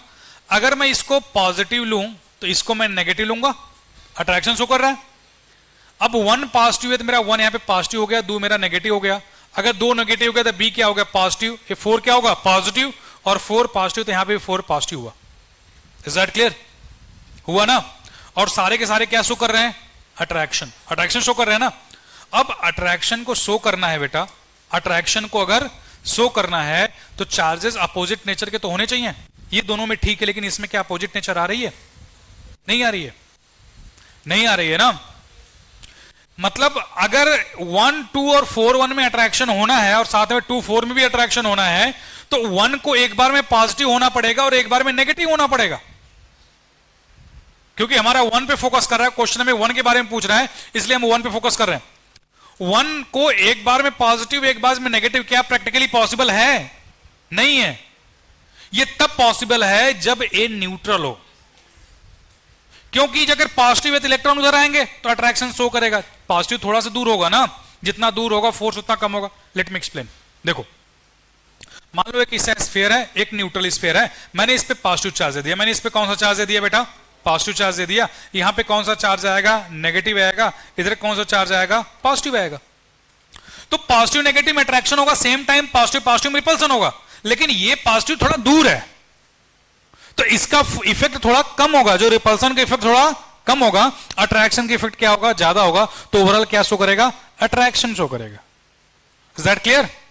सिमिलरली अगर नेगेटिव हो जाएगा तो यहां पे पॉजिटिव हो जाएगा, यहां पे नेगेटिव आएगा। अगर बॉडी बड़ी है तो ओवरऑल क्या शो करेगा? ये अट्रैक्शन अगेन शो करेगा। तो अगर कोई बॉडी न्यूट्रल है तो वो पॉजिटिव चार्ज के साथ भी अट्रैक्शन शो कर सकता है, नेगेटिव चार्ज के साथ भी अट्रैक्शन शो करता है। अनटिल अनलेस आपको एक चीज का ध्यान रखना कि फोर्स बहुत ही मिनिमल होगा, बहुत ही कम होगा ना। बात समझ में आ रही नहीं आ रही है? अगर बॉडी बहुत बड़ा है तो थोड़ा बहुत फोर्स के बारे में आप देख सकते हो, लेकिन अदरवाइज फोर्स बहुत कम होगा। लेकिन अगर एक ही बॉडी सेम टाइम पे ऐसा नेचर शो कर रही है तो एक ही पॉसिबिलिटी है कि क्या होगी? न्यूट्रल होगी। तो कौन सा आंसर इसका करेक्ट हो जाएगा? Option C will be correct. Is that okay?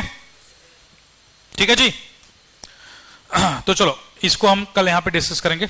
आज के लिए क्लास में इतना ही। एक बार हम इसको रिकैप कर लेते हैं हमने क्या क्या कंप्लीट किया है। ओके चलो अभी बंद मत करो। हाँ सर आ रहे हैं। अभी हम लोग रिकैप करेंगे उसके बाद आते हैं। ठीक है जी, एक सेकंड बेटा। पहले हम रिकैप करेंगे हमने क्या क्या आज कंप्लीट किया। ठीक, देखो क्विकली। सबसे पहले हमने किसकी बात की? चार्ज के बारे में बात की। मेरे साथ रिवाइज करो सब लोग, सबकी आवाज आनी चाहिए। चार्ज के बारे में बात किया। चार्ज क्या था? एक्सेस ऑफ इलेक्ट्रॉन या फिर डिफिशियंसी ऑफ इलेक्ट्रॉन किसी बॉडी में। और चार्ज किसकी वजह से था? चार्ज के आने या जाने की वजह से था। Is that clear? चार्ज सब एटॉमिक पार्टिकल मतलब इलेक्ट्रॉन के मूवमेंट की वजह से होती है। इतनी पॉइंट क्लियर हुई। चार्ज आपकी स्केलर क्वांटिटी यूनिट कूलम होती है, सारी चीज आप जानते हो। प्रॉपर्टी पे आते हैं। इलेक्ट्रॉन की पहली प्रॉपर्टी या तो ये स्केलर है, एडिशन इसमें होता है। दूसरा ये क्वांटाइज्ड होती है। तीसरा आइसोलेटेड सिस्टम के लिए टोटल चार्ज क्या होती है? कंजर्व होती है। चौथा एक बिल्कुल लाइट चार्जेस रिपेल करते हैं, अपोजिट साइन के चार्ज क्या करती हैं? अट्रैक्ट करती हैं। तो चार्ज के बारे में बेसिक आइडिया क्लियर। अब आते हैं उसके बाद हमने क्या बात की? चार्ज और मास में क्या डिफरेंस है। चार्ज और मास में डिफरेंस बिल्कुल आपको क्लियर है। चार्ज इलेक्ट्रॉन के आने जाने की वजह से होती है, लेकिन चार्ज अगर है तो मास तो 100% होगा। लेकिन मास से जरूरी नहीं कि चार्ज हो। चार्ज होना ना होना वो प्रोटॉन और न्यूट्रॉन के नंबर पे डिपेंड करता है। अगर सॉरी प्रोटॉन इलेक्ट्रॉन के, अगर इलेक्ट्रॉन ज्यादा है तो नेगेटिव, इलेक्ट्रॉन कम है तो पॉजिटिव। ठीक है, तो मास वेलोसिटी पे डिपेंड करती है, चार्ज वेलोसिटी पे डिपेंड नहीं करती है। चार्ज की मैग्नीट्यूड वेलोसिटी पे डिपेंड नहीं करती, मास वेलोसिटी बढ़ने पे बढ़ जाती है। वो सारी चीज हमने डिस्कस बेसिक वे में की थी। उसके बाद हमने कंडक्टर के बारे में बात किया, जिसके पास फ्री नंबर ऑफ इलेक्ट्रॉन्स होते हैं, जो easily with in the surface volume move कर सकते हैं। देन हमने इंडक्टर के बारे में बात किया, जहां पे इलेक्ट्रॉन डायरेक्टली मूव नहीं कर सकते हैं। उसके बाद उस पे बेस्ड हमने एक दो क्वेश्चंस किए थे। Then what we have talked about? Method of charging. हाँ, एक आपका इलेक्ट्रोस्कोप पढ़ा। उसके बाद हमने क्या बात की? आपका method of charging. Method of charging कितने टाइप्स के होते हैं? 3 टाइप्स की होती हैं। बाय रबिंग और friction, bye conduction, by induction. अच्छा, जो आपके कोई भी इंडक्टर सॉरी आपका कोई इंसुलेटर हुआ तो इंसुलेटर किससे चार्ज होगा? रबिंग वाली मेथड से। कंडक्टर किसी वाली मेथड से उसको कर सकते हो। और उससे बेस्ड हमने काफी 2-3 क्वेश्चंस किए थे। ठीक है, तो that's all for this lecture बेटा। आज के लिए इतना ही। मिलते हैं नेक्स्ट क्लास में। नेक्स्ट क्लास में आने से पहले आप कल आ पाओगे, बिल्कुल रिवाइज करके आना। ठीक है, इसमें कुछ स्लाइड्स बची है, उसको हम नेक्स्ट क्लास में कंप्लीट करेंगे। ठीक है, सो आई होप आपको सारी चीजें समझ में आई। कोई डाउट होता पूछ सकते हो। Any doubt anyone? No? Okay good, thank you everyone.